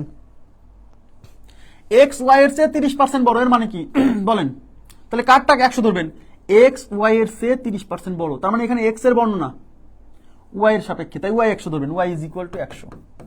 তাহলে এক্স কত হবে? এক্স যেহেতু 30% বড়, তাহলে 100 সাথে 30 যুক্ত করে এক্স হবে 130। এটুক তো খুবই সহজ, তাই কি না? আচ্ছা, এখন কি বলছে? ওয়াই এক্স এর চেয়ে শতকরা কত ছোট? তাহলে কিসের শতকরা চাইছে? ওয়াই কতটুকু ছোট তার শতকরা চাইছে, কার সাপেক্ষে? এক্স এর সাপেক্ষে। তাহলে ওয়াই কতটুকু ছোট বলেন? এক্স এর মান 130, ওয়াই এর মান 100, তাহলে ওয়াই কতটুকু ছোট? 130 থেকে 100 বাদ দিলে ওয়াই হচ্ছে 30 পরিমাণ ছোট। তাহলে কিসের শতকরা চাইছে? ওয়াই কতটুকু ছোট তার শতকরা চাইছে, যার শতকরা চাইবে সেটা উপরে, যেহেতু ওয়াই কতটুকু ছোট তার শতকরা চাইছে তাই ছোট জিনিসটা উপরে যাবে। হ্যাঁ, তাহলে 30 যাবে উপরে। আর কার সাপেক্ষে চাইছে? এক্স এর সাপেক্ষে, তাহলে এক্স যাবে নিচে। এক্স কত? এক্স মানে 130, তাহলে এটা যাবে নিচে। শতকরার জন্য 100 দিয়ে গুণ, এই শূন্য দিয়ে এই শূন্য কাটা, 30 দিয়ে 10 কে গুণ করলে 300, নিচে হচ্ছে 13, তাহলে 300 ডিভাইডেড বাই 13%। এই যে সবাই উত্তর দিচ্ছেন 300 ডিভাইডেড বাই 13%। থ্যাংক ইউ, আমি আশা করি বুঝতে পারছেন আপনারা। ধন্যবাদ সবাইকে। 300 ডিভাইডেড বাই 13%। হ্যাঁ, বুঝতে হবে। যদি এইটা না বোঝেন যে কোনটা উপরে যাবে কোনটা নিচে যাবে, এইটুক যদি বোঝেন তাহলে যে কত জিনিসের আপনার মানে সমস্যা সমাধান হয়ে গেল আপনি কল্পনা করতে পারবেন না ভাই। আর এটা যদি বোঝেন যে কার্ডটা 100 ধরতে হবে, এই দুইটা জিনিস, কার্ডটা 100 ধরতে হবে আর শতকরা প্রকাশ করার সময় কোনটা উপরে যাবে, এই দুইটা জিনিস বুঝলে সব শেষ। আচ্ছা, এটা কত ছিল? 177। 177 পর আমরা যাবো 178। এই 178 নম্বর প্রশ্নের অপশনে কোনো উত্তর নাই, আবার বলছে উত্তর ভুল আছে। অপশনে কোনো উত্তর নাই, আপনার যা বেরোবে আপনি তাই বলবেন। অপশনে উত্তর নাই, ঠিক আছে? অপশনে উত্তর নাই। কত আসে বলেন দেখি, কে পারে এবার? ও আল্লাহ, এটাই তো কেবল করালাম, এক্স ওয়াই দিয়ে করাই দিছি তাই না? আচ্ছা, সমস্যা নাই। রহিমের বেতন রোকনের বেতনের চেয়ে 30% বেশি, তাহলে এখানে বর্ণনা কার? রহিমের বেতনের বর্ণনা রোকনের বেতনের সাপেক্ষে। তাহলে আমি কি বলছি? যার সাপেক্ষে বর্ণনা থাকবে তাকে 100 ধরতে হবে। তাহলে এখানে রোকনের বেতনের সাপেক্ষে বর্ণনা, তাই রোকনের বেতন ধরবো 100। তাহলে রোকনকে আমি আর কে দ্বারা প্রকাশ করতেছি, আর কে 100, কারণ রোকনেও আর রহিমেও আর, এই জন্য আর একটা বর্ণ দিতে হবে, আর কে রোকন 100। তাহলে রহিম কত? রহিম হলো 30% বেশি, এই 100-র চেয়ে 30% বেশি, তাহলে 100-র সাথে 30 যোগ করলে রহিমকে আমি দিলাম আর এইচ, এটা হচ্ছে 100 যোগ 30, 130, ব্যাস। এবার কোশ্চেনে কি চাইছে? রোকনের বেতন রহিমের বেতনের শতকরা কত কম। তাহলে এই রোকনের বেতন রহিমের বেতনের চেয়ে কতটুকু কম তার শতকরা চাইছে, তাহলে আপনারাই বলেন এই রোকনের বেতন রহিমের বেতন হচ্ছে কতটুকু কম, এটা 130 টাকা, ওর হলো 100 টাকা, তাহলে কতটুকু কম, 130 থেকে 100 বাদ দেন, তাহলে 30 টাকা কম। তাহলে কিসের শতকরা চাইছে? রোকনের বেতন কতটুকু কম, সেই কমের শতকরা চাইছে, তাহলে এই কমটা যাবে উপরে। কার সাপেক্ষে? রহিমের বেতনের সাপেক্ষে, তাই রহিমের বেতন যাবে নিচে। শতকরার জন্য 100 দিয়ে গুণ, বেশ এটা কাটা, 30 আর 10 গুণ করে 300, নিচে হচ্ছে 13, তাহলে 300 ডিভাইডেড বাই 13%, এটাই। এখন 300 কে যদি আপনি 13 দিয়ে ভাগ করেন তাহলে কত আসে দেখেন, 13 দুগুণী 26, 13 দুগুণী 26, সরি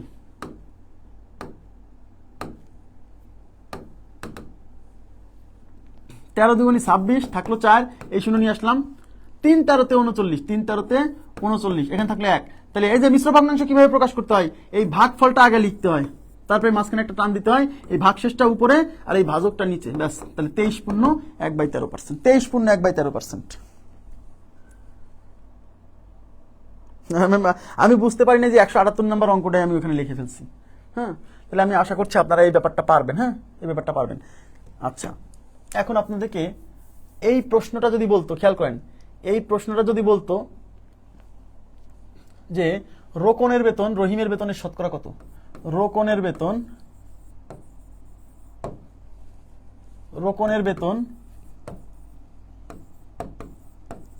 রহিমের বেতনের শতকরা কত, তাইলে কত হয়তো বলেন তো দেখি, কে বলতে পারে? রোকনের বেতন রহিমের বেতনের শতকরা কত, রোকনের বেতন রহিমের বেতনের শতকরা কত, তাহলে কত হতো? রোকনের বেতন রহিমের বেতনের শতকরা কত, তাহলে কত হতো?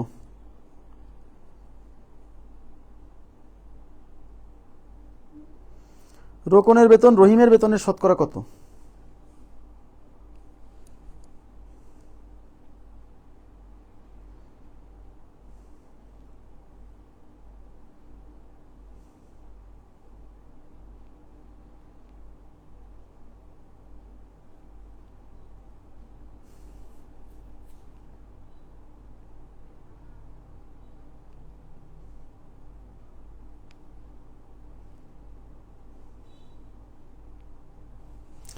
রোকনের বেতন রহিমের বেতনের শতকরা কত? আচ্ছা, আলামিন ভাইয়া, ইভাপু, সাদিয়া আক্তার, 1000/13। বাহ, সুন্দর বুঝছেন আপনারা মনে হচ্ছে। 1000/13 কিভাবে? তাহলে আমরা রহিমের বেতন রোকনের বেতনের 30% বেশি, তাহলে রহিমের বেতনের বর্ণনা রোকনের বেতনের সাপেক্ষে, তাই রোকনকে ধরতাম 100, আর রহিম তাহলে কত? 130। এবার কি চাইছে দেখেন, কিসের শতকরা চাইছে? রহিমের বেতনের শতকরা চাইছে। এবার কিন্তু রহিমের বেতন কতটুকু কম বা রোকনের বেতন কতটুকু বেশি এসব চাইনি। এবার হচ্ছে রোকনের বেতন রহিমের বেতনের শতকরা কত, তাহলে কিসের শতকরা? রোকনের বেতনের শতকরা চাইছে, কার সাপেক্ষে?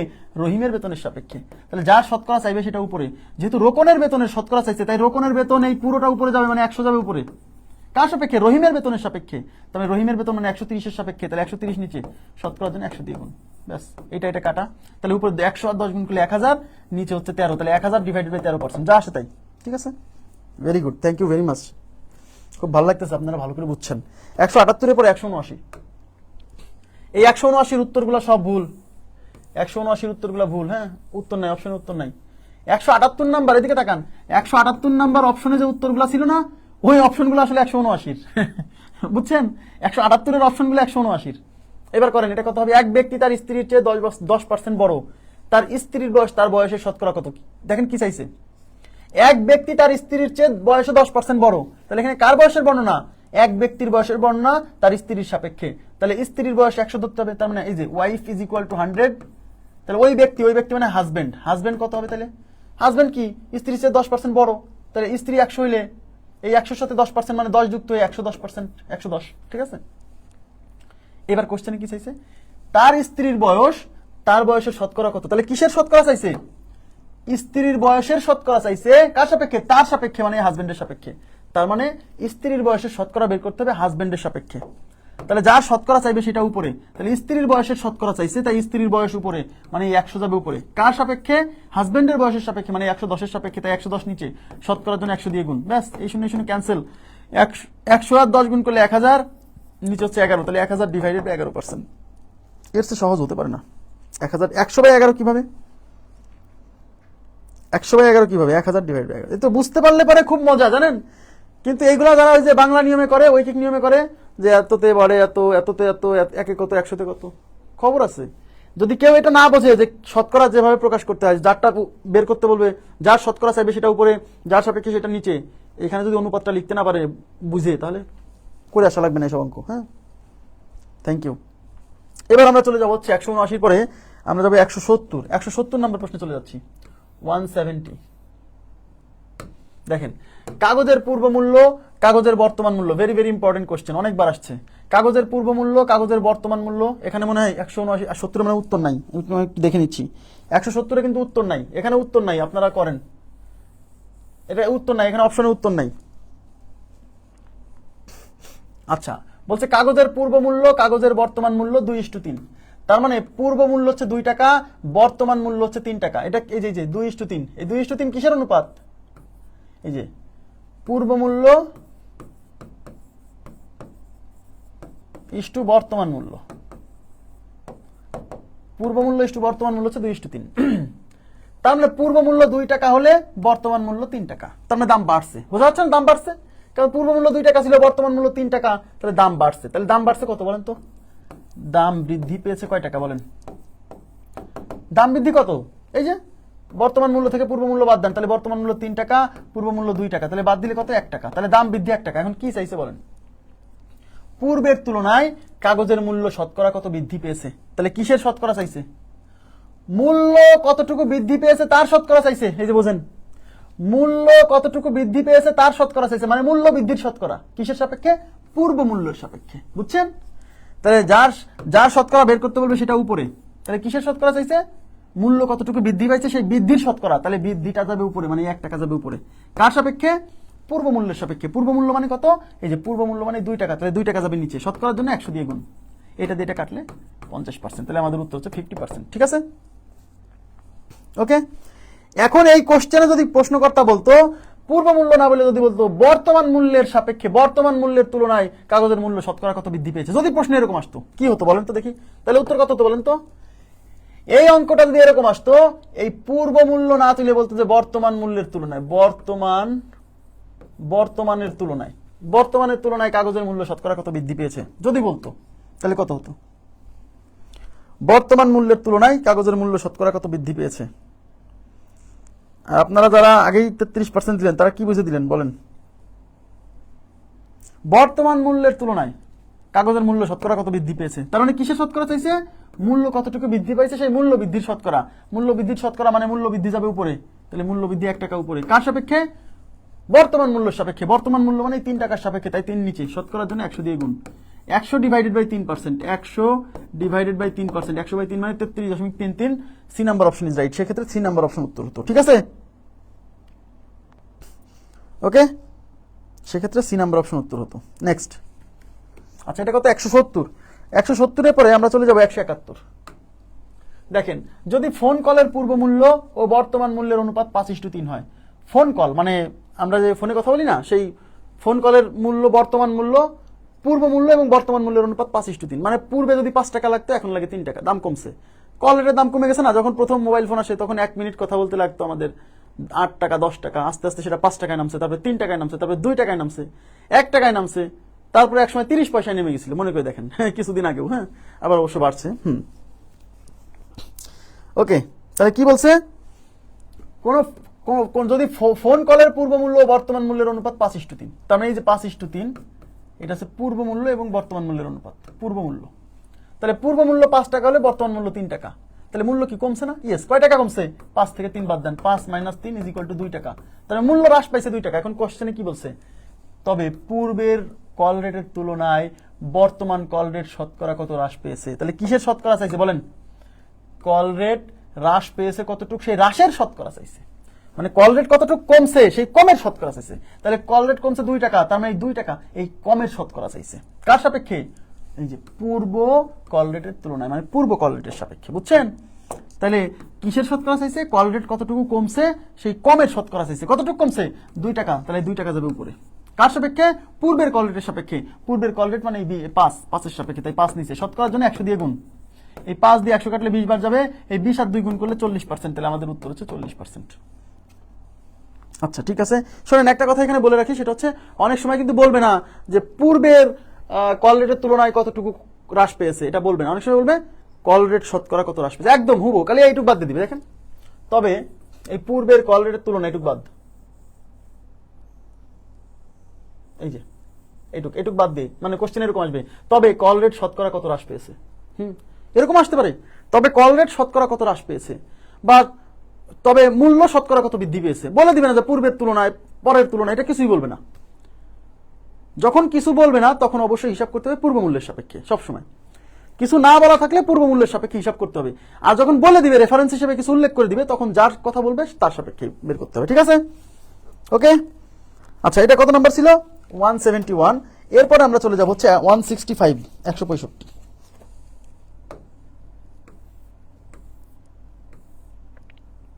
এই যে 165, আমরা নতুন টাইপের কোশ্চেনে চলে আসছি, সবাই একটু মনোযোগ দিবেন এখন। নতুন টাইপ 165-তে কি বলছে? 165-তে বলছে রাসেলের মাসিক বেতন 10% বৃদ্ধি পেয়ে 1650 টাকা হলো, তার মাসিক বেতন আগে কত ছিল? বুঝেন, রাসেলের মাসিক বেতন কিন্তু নতুন টাইপ, কিন্তু রাসেলের মাসিক বেতন 10% বৃদ্ধি পাইছে, তার মানে 10% বৃদ্ধি পেয়ে তার মাসিক বেতন হয়েছে 1650 টাকা। বলছে তার মাসিক বেতন আগে কত ছিল, মানে এই 10% বৃদ্ধি পাওয়ার আগে কত ছিল। যেহেতু পার্সেন্টেজে বৃদ্ধিটা পার্সেন্টেজে দিয়ে আছে, তাহলে আমরা ধরে নিচ্ছি, এদিকে তাকান, ধরে নিচ্ছি যে পূর্বের বেতন, আগের বেতন মানে পূর্বের বেতন, পূর্বের বেতন ইজ ইকুয়াল টু 100%, 100% বা 100 টাকা যায় ধরেন, সমস্যা নাই। এবার বৃদ্ধি পাইছে কয় পার্সেন্ট? 10%। তাহলে বর্তমান বেতন কত হবে বলেন? একেবারে সহজ, বর্তমান বেতন কত হবে? আগে 100 টাকা ছিল, তার সাথে 10 টাকা যোগ হবে, তাহলে 100%-এর সাথে 10% যোগ করেন, তাহলে 100% যোগ 10% মানে 110%। ইয়েস, তার মানে বর্তমান বেতন তার 110%। আরে সহজে বোঝেন, এটা তো লেখার দরকার নেই, এটা তো লেখা লাগে না। 10% বেতন বাড়ছে মানে আগে 100 টাকা ছিল, এখন 10 টাকা বেড়ে 110 টাকা হয়েছে। পার্সেন্টেজ রাখতেছি, সাথে কারণ আছে বলতেছি। তাহলে 10% বৃদ্ধি পেয়ে তার বেতন হয়েছে 1650 টাকা। তার মানে এই 1650 টাকা এটা কিন্তু পূর্বের বেতন না, এটা কিন্তু বৃদ্ধি পাওয়ার পরের বেতন। বুঝেন, এই যে রাসেলের মাসিক বেতন 10% বৃদ্ধি পেয়ে এত টাকা হয়েছে, তার মানে এটা হচ্ছে বৃদ্ধি পাওয়ার পরের বেতন। আচ্ছা, তার মাসিক বেতন আগে কত ছিল, মানে পূর্বে কত ছিল? এবার আমাকে বলেন, বৃদ্ধি পাওয়ার পরে মানে বর্তমান বেতন কত? 110%। পার্সেন্টেজে বর্তমান বেতন 110, আর অ্যাকচুয়ালি বর্তমান বেতন হচ্ছে 1650। তার মানে এই 110% এই 1650 টাকাকে বোঝাচ্ছে, এইটুকু বুঝতে হবে। কিন্তু এটা না বুঝলে হবে না যে কোন জিনিসটা কাকে বোঝাচ্ছে। রাসেলের মাসিক বেতন 10% বৃদ্ধি পেয়ে 1650 টাকা হলো, তার মানে বৃদ্ধি পেয়েছে 10%, তাহলে আগে ছিল 100%, এখন 10% বেড়ে 100-র সাথে 10 যুক্ত 110% হয়েছে। তার মানে বেতন বৃদ্ধি পেয়ে হয়েছে 110%, আর অঙ্কে বলছে হয়েছে 1650, তার মানে এই 110%ও বোঝায় যে বেতন বৃদ্ধি পেয়ে 110% হয়েছে, আর এই 1650 টাকা হচ্ছে বেতন বৃদ্ধি পেয়ে এত হয়েছে। বুঝছেন, বেতন বৃদ্ধি পেয়ে কত হয়েছে বলেন? 1650, আর পার্সেন্টেজে বেতন বৃদ্ধি পেয়ে কত হয়েছে? 110%। তাহলে এটাও যা এটাও তাই, তাই 110% ইজ ইকুয়াল টু 1650। এই কনসেপ্ট বুঝতে হবে যে কোনটা সমান কত। তাহলে 110% ইজ ইকুয়াল টু 1650, অর্থাৎ 1% is equal to 1650 divided by 110। কোশ্চেনে বলছে পূর্বের বেতন কত ছিল, মানে বেতন বৃদ্ধির আগে কত ছিল। এই যে, তাহলে বেতন বৃদ্ধি আগে কত ছিল? আগে ছিল 100%, তাই 100%-এর ভ্যালু বের করবো। তাহলে অতএব 100% is equal to 1650 divided by 110 into হচ্ছে 100। ঠিক আছে, এইবার এই শূন্য দিয়ে শূন্য কাটা, দেখেন 16-র মধ্যে 11 যাবে একবার, 16-র মধ্যে 11 একবার, থাকলো 5, 5-এর পরে 5 55, 55-কে 11 দিয়ে ভাগ করলে 5 বার, 5 11 55। এই 15-কে 100 দিয়ে গুণ, তাহলে 15 আর 1 গুণ করলে 15, আর এখানে দুইটা শূন্য, তার মানে 1500 টাকা। অর্থাৎ 100%-এর ভ্যালু হচ্ছে 1500, আর 100%-এর ভ্যালু মানেই পূর্বের বেতন, তাহলে উত্তর হচ্ছে 1500 টাকা। খুবই সিম্পল।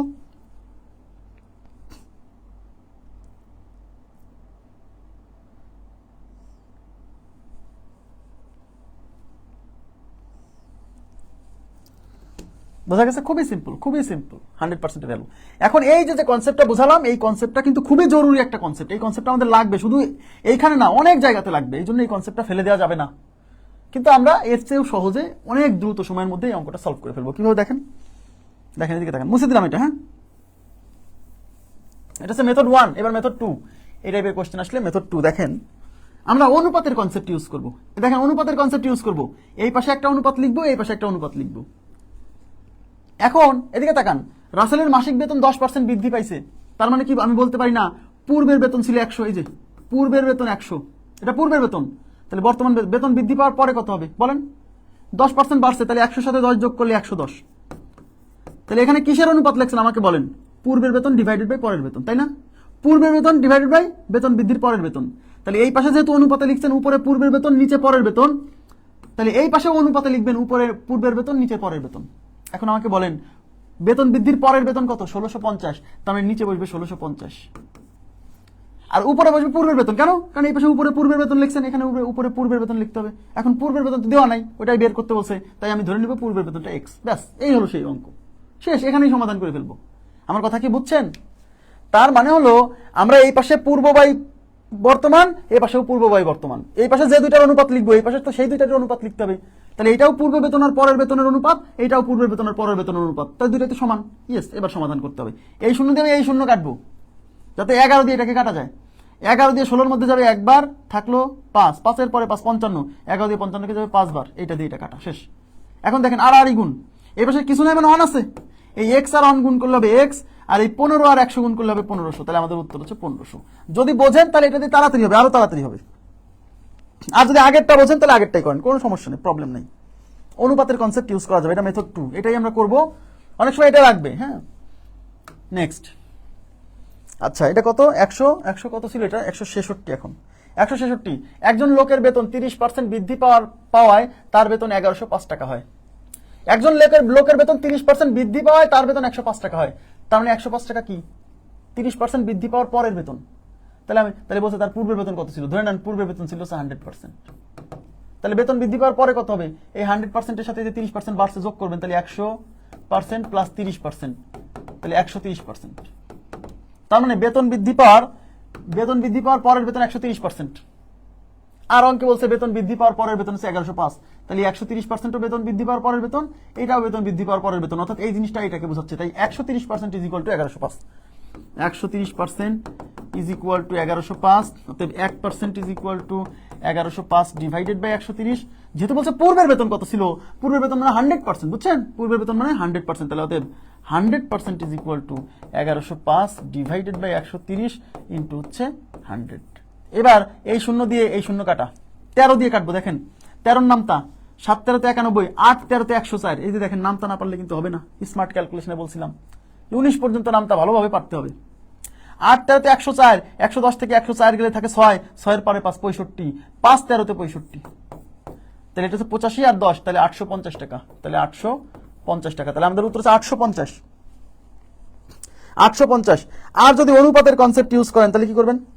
এদিকে তাকান, এই যে এই পাশে লিখবেন পূর্বের বেতন বাই পরের বেতন, এই পাশেও পূর্বের বেতন বাই পরের বেতন। তাহলে পূর্বের বেতন ছিল 100 টাকা, 30% বাড়লে হয়েছে পরের বেতন 130 টাকা। এই যে পূর্ব বাই পরে। হ্যাঁ, তাহলে আগে পূর্বের বেতন কত ছিল জানি না, ওইটা বের করতে বলছে, তাই পূর্বের বেতন আগে ধরলাম এক্স, আর বেতন বাড়ার পরের বেতন কত হয়েছে? 1105, তাই এটা হচ্ছে 1105। আমার কথা কি বুঝছেন? এবার এই শূন্য দিয়ে এই শূন্য কেটে দিলাম, এই 13 দিয়ে এটা কাটবো। এই যে 110-এর মধ্যে যাবে 8 বার, 8 13-তে 104, থাকলো 6, 6-এর পরে 5 65, 5 13-তে 65, 13 দিয়ে এটা কাটা।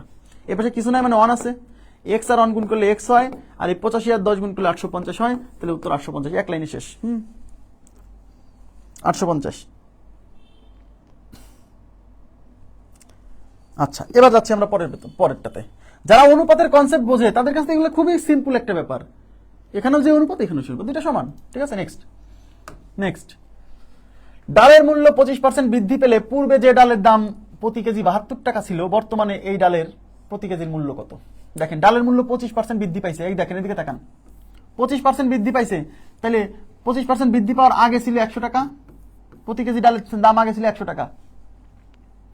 হ্যাঁ, আর বৃদ্ধি পেয়ে 25% বাড়ছে, তাহলে 100 সাথে 25 বেড়ে হয়েছে 125 টাকা। এটা হচ্ছে পূর্ব মূল্য ডিভাইডেড বাই পরের মূল্য। এবার উপরেও পূর্ব মূল্য, নিচে পরের মূল্য। এবার কি বলছে?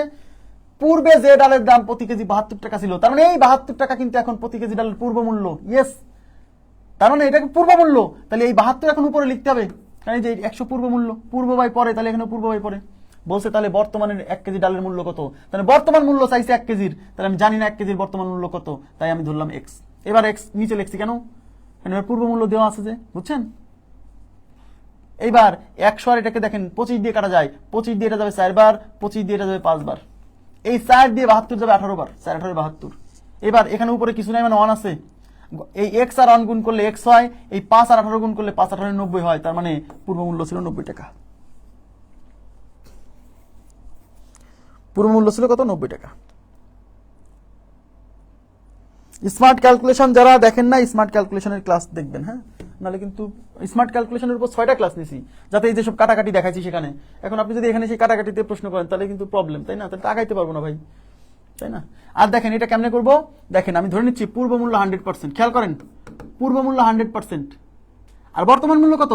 25% বাড়ছে, তাহলে এই 100% এর সাথে 25% যুক্ত হয়ে 100% প্লাস 25% ইজ ইকুয়াল টু 125%। তাহলে বর্তমান মূল্য 125%, ব্যাস। আর পূর্ব মূল্য 100%। দেখেন পূর্বে যে ডালের দাম ছিল 72 টাকা, এই 72 টাকা কি মূল্য? এই 72 টাকা কিন্তু পূর্ব মূল্য। তার মানে এই 72 টাকা কিন্তু পূর্ব মূল্য, আর এই 100% হলো পূর্ব মূল্য। তার মানে ওই 72 টাকা আসলে এই 100% কে বোঝাচ্ছে, মানে এই 100% ওই 72 কে বোঝাচ্ছে, কারণ ওটাও পূর্ব মূল্য, এটাও পূর্ব মূল্য। তাই আমরা বলবো 100% ইজ ইকুয়াল টু 72। তাহলে 100% ইজ ইকুয়াল টু 72, তাহলে 1% is equal to 72 divided by 100। আর অঙ্কে বলছে ডালের বর্তমান মূল্য কত, মানে বৃদ্ধি পাওয়ার পরে মূল্য কত? বৃদ্ধি পাওয়ার পরের মূল্য মানে 125%। তাহলে অতএব 125% is equal to 72 divided by 100 into 125%। ঠিক আছে, এবার 25 দিয়ে কাটেন, 25 দিয়ে এটা 4 বার, 25 দিয়ে এটা 5 বার, এটা দিয়ে 4 দিয়ে 72 18 বার, এই 5 18 90 টাকা। তার মানে 125% এর ভ্যালু বেরিয়েছে 90 টাকা, আর 125% এর ভ্যালু মানেই বর্তমান মূল্য। ক্লিয়ার? আরো একভাবে করা যাবে, মুছে দেই, এটা মুছে দেই। দেখেন আরো একভাবে করা যাবে, কিভাবে? দেখেন ডালের পূর্ব মূল্য ছিল হচ্ছে 72 টাকা, এবার মূল্য বৃদ্ধি পাইছে কয় পার্সেন্ট? 25%। কার 25%? এই পূর্ব মূল্যের 25%, মানে এই 72 এর 25% দাম বাড়ছে। তাহলে কতটুকু বাড়ছে সেটা বের করেন। তাহলে 72 এর 25% বের করেন, তাহলে 72 এর মানে গুণ 25%, মানে 25/100, মানে দাম কতটুকু বাড়ছে সেটা বের করেন। তো এটা দিয়ে এটা যাবে 4 বার, এই 4 দিয়ে 72 দিয়ে 18 বার, তার মানে দাম বাড়ছে 18 টাকা। তাহলে যে ডালের দাম 72 টাকা ছিল তার দাম 18 টাকা বাড়ছে, তাহলে বর্তমান মূল্য কত হবে? আগের 72 আর বৃদ্ধি 18, এই দুটো যোগ করেন, তাহলে 72 যোগ 18, তার মানে 90 টাকা। আপনি কোন ভাবে যাবেন কোনো সমস্যা নেই, বর্তমান মূল্য 90 টাকা। ঠিক আছে, নেক্সট কোশ্চেনে চলে যাব। 167 পরে 168। কোন বছরে একটি গ্রামের লোক সংখ্যা 12% বাড়ে? কোন বছরে একটা গ্রামের লোক সংখ্যা 12% বাড়ে? ভালো কথা। বছর শেষে লোক সংখ্যা 3360 জন হলে, বছর শেষে লোক সংখ্যা মানে কি? মানে বাড়ার পরে, বৃদ্ধি পাওয়ার পরের লোক সংখ্যা, বুঝছেন? বছর শেষের লোক সংখ্যা মানে বৃদ্ধি পাওয়ার পরের লোক সংখ্যা 3360 জন হলে বছরের শুরুতে মানে এই বৃদ্ধি পাওয়ার পূর্বে, ইয়েস, লোক সংখ্যা কত ছিল? তাহলে আমরা একটা অনুপাত করব। এটা ধরে নিচ্ছি পূর্বের লোক সংখ্যা ছিল 100, এই যে পূর্বের লোক সংখ্যা, আর বর্তমান লোক সংখ্যা এই যে 12% বাড়ছে। তাহলে পূর্বে যদি 100 থাকে তাহলে বর্তমান হবে 100 এর সাথে 12 যুক্ত হয়ে বর্তমান লোক সংখ্যা 112। তো এটা হচ্ছে পূর্বের লোক সংখ্যা আর বর্তমান লোক সংখ্যার অনুপাত। তাহলে এখানেও দিব পূর্ব বাই পরে বর্তমান। তাহলে বছরের শুরুতে মানে পূর্বে, বুঝছেন? তাহলে বছরের শুরুতে কত লোক সংখ্যা ছিল এটা বের করতে বলছে, তাহলে ধরলাম সেটা x। আর বৃদ্ধি পাওয়ার পরে মানে বছর শেষে কত? এই যে 3360, তার মানে এখানে 3360, বুঝছেন? এবার ক্যালকুলেশন করে বের করতে হবে। তাকান, এই 112 দিয়ে 336 তিনবার যায়, আমি দেখে বুঝে গেছি, কারণ 100 দিয়ে 300-র মধ্যে 3 100-তে 300, আর এই 3 12-তে 36, বুঝে গেছেন? তার মানে 112-কে 3 বার গুণ করে 336 হয়, তাই 112 দিয়ে এইটুকু যাবে 3 বার, আর এই একটা শূন্য 30 বার। এই পাশে কিছু নাই, মানে 1 আছে, এই x এর সাথে 1 গুণ করে x, আর এই 30 এর সাথে 100 গুণ করে 30 গুণ 100। তাহলে 3 এর সাথে 1 গুণ করলে 3, আর একটা দুইটা তিনটা শূন্য, একটা দুইটা তিনটা, তার মানে x এর মান 3000, তার মানে লোক সংখ্যা ছিল হচ্ছে আগে 3000। ঠিক আছে। আর যদি মনে করেন যে ধরে নেবেন পূর্বে লোক সংখ্যা ছিল 100% আর বর্তমান লোক সংখ্যা কি বাড়ছে 12%, তাহলে এই 100% এর সাথে 12% যোগ করলে বর্তমান লোক সংখ্যা হলো 112%। আর বর্তমান লোক সংখ্যা দিয়ে আছে 3360, তাই এটাও বর্তমান লোক সংখ্যা, এটাও বর্তমান লোক সংখ্যা, অর্থাৎ এই 112% মানে এটা বোঝাচ্ছে। তাই 112% is equal to 3360, 1% is equal to 3360 divided by 112। অতএব বছরের শুরুতে মানে পূর্বের লোক সংখ্যা মানে 100% কত? তাহলে 100% is equal to 3360 divided by 112 into হচ্ছে 100। এটা দিয়ে এটা যাবে 3 বার, আর এই একটা শূন্য, হ্যাঁ, 30 দিয়ে 1000-কে গুণ করলে 100-কে গুণ করলে 3000, তার মানে 100% এর ভ্যালু হচ্ছে 3000, আর 100% এর ভ্যালু মানে হচ্ছে পূর্বের জনসংখ্যা। ঠিক আছে, নেক্সট এটা কত? 168। 168 পরে 169। দেখেন রাসেলের মাসিক বেতন হচ্ছে 12,000 টাকা, 1 বছর পর তার বেতন 11% বৃদ্ধি পাবে, বুঝেন? কিন্তু রাসেলের মাসিক বেতন এখন হচ্ছে 12,000 টাকা, 1 বছর পর তার বেতন 11% বৃদ্ধি পাবে। 1 বছর পর মানে এখন যে বেতনে খাটতেছে 1 বছর পরে তার 11% বৃদ্ধি পাবে। বলছে আগামী বছর তিনি কত টাকা মাসিক বেতনে বছর শুরু করবেন? তাহলে আগামী বছর তার বেতন কি 11% বৃদ্ধি পাবে না? কার 11%? এই যে আগে যে বেতন ছিল 12,000, এই বেতনের 11% বৃদ্ধি পাবে। তাহলে বৃদ্ধি কতটুকু পাবে? আমরা বৃদ্ধির মানটা বের করি, দেখেন। তাহলে বৃদ্ধি কত? এই 12,000-এর 11%, তাহলে 12,000 এর মানে গুণ 11% মানে 11/100। এই দুইটা শূন্য দিয়ে এই দুইটা শূন্য ক্যান্সেল। এবার 120 কে 11 দিয়ে গুণ করেন, এখানে একটা শূন্য আছে বসে গেল, এই 11 দিয়ে 2 কে 11 দুগুণী 22, থাকলো হচ্ছে 2, 11 কে 11 দিয়ে 13, তার মানে 1320 টাকা বৃদ্ধি পাবে। তার মানে 1 বছর পরে তার বেতন 1320, মানে কতটুকু বাড়বে সেটা বের করলাম। 1320 টাকা বৃদ্ধি পাবে, তাহলে তার বেতন কত হবে বলেন? আগে যে 12,000 ছিল সেটা তো আছেই, তার সাথে বৃদ্ধি এতটুকু যোগ করতে হবে। তার মানে অতএব আগামী বছর থেকে তার বেতন হবে 12,000 যোগ 1320। তার মানে 12,000-এর সাথে 1,000 যোগ করলে 13,000, তার সাথে 320 যোগ করলে 13,320, তাহলে 13,320। তার মানে আগামী বছর তার 13,320 টাকা হবে। এটা হলো সিম্পল মেথড, একেবারে সহজ। আর যদি মনে করেন যে এই যে রাসেলের মাসিক বেতন আগে ছিল, এটা হচ্ছে পূর্বের বেতন, এটা কিন্তু পূর্বের বেতন, হ্যাঁ, ওই যে বেতন বৃদ্ধির পরে। এবার 1 বছর পর তার বেতন 11% বাড়বে। 11% বাড়লে তাহলে আপনি আমাকে বলেন, তাহলে পূর্বের বেতন ধরে নিচ্ছি 100, আর 1 বছর পর বেতন বেড়ে 11% বাড়লে 100-র সাথে 11 যুক্ত করলে 111 টাকা হয়ে যাবে। এটা হলো পূর্বের বেতন, পরের বেতন। তাহলে আপনি আমাকে বলেন, আর তাহলে এখানে পূর্বে কোশ্চেনে কিন্তু এবার পূর্বের বেতন 12,000 দেওয়া আছে, তার মানে 12,000 পূর্বের বেতন, তাই এটা উপরে বসবে। আর বের করতে বলছে বেতন বৃদ্ধির পরে, মানে আগামী বছর তিনি কত টাকা মাসিক বেতনে যাত্রা শুরু করবেন। তার মানে বেতন বৃদ্ধির পরের বেতনটা চাইছে, সেটা আমি জানি না, ধরে নিলাম এক্স। এই যে পূর্বের বেতন, পূর্বের বেতন, পরের বেতন, পরের বেতন। এবার ক্যালকুলেশন করতে হবে, এই দুইটা শূন্য দিয়ে এই দুইটা শূন্য ক্যান্সেল, তাহলে এবার একবারে বেরোবে। তাহলে 111 দিয়ে 120 কে যোগ করতে হবে। তাহলে এক্স এই পাশে কিছু নেই, মানে 1 আছে, এক্স এর সাথে 1 গুণ করলে এক্স, আর 111 দিয়ে 120 কে গুণ, 111 গুণ 120, এই শূন্য আগে বসাই দিলাম। এবার 12 নামতা, 12 কে 12 2 হাতে 1, 12 কে 12 আর 1 13 হাতে 1, 12 কে 12 আর 1 13, তাহলে 13,320 টাকা। তার মানে বর্তমান বেতন 13,320। যেভাবে আগান কোনো সমস্যা নেই। আবার যদি মনে করেন যে পূর্বের বেতন ছিল 100%, বর্তমান বেতন 100%-এর সাথে 11% যুক্ত হয়ে 111%, এটা হলো বর্তমান বেতন, এটা হচ্ছে পূর্বের বেতন। তাহলে এই 12,000 কিন্তু পূর্বের বেতন, হ্যাঁ। তাহলে এই 100% is equal two 12,000, 1% equal to কত, আর 111% কত, এভাবে করলেও হবে, যেভাবে ইচ্ছা করেন, সমস্যা নেই। এবার আমি 169 থেকে চলে যাবো সরাসরি 172-এ। 172 দেখেন, 172-এ কেন গেলাম? কারণ 171 আর 70 আগেই করে ফেলছে কিন্তু, হ্যাঁ। আহসানের বেতন 5% বৃদ্ধি পাওয়ায় তার বেতন 6,000 টাকা বৃদ্ধি পেল। সবাই এখন একটু গভীর মনোযোগ দিতে হবে। কেন? কারণ এখানে অনেকেই মনের অজান্তেই একটা ভুল করে ফেলে। এই ভুলটা যেন না হয় আমি এখন দেখাই দিচ্ছি। আহসানের বেতন 5% বৃদ্ধি পাওয়ায় তার বেতন 6,000 টাকা বৃদ্ধি পেল, বুঝছেন? বলছে আহসানের বেতন আগে কত ছিল। এই যে 5% বৃদ্ধি পাওয়ায়, তাহলে 5% কি বলেন, এদিকে তাকান।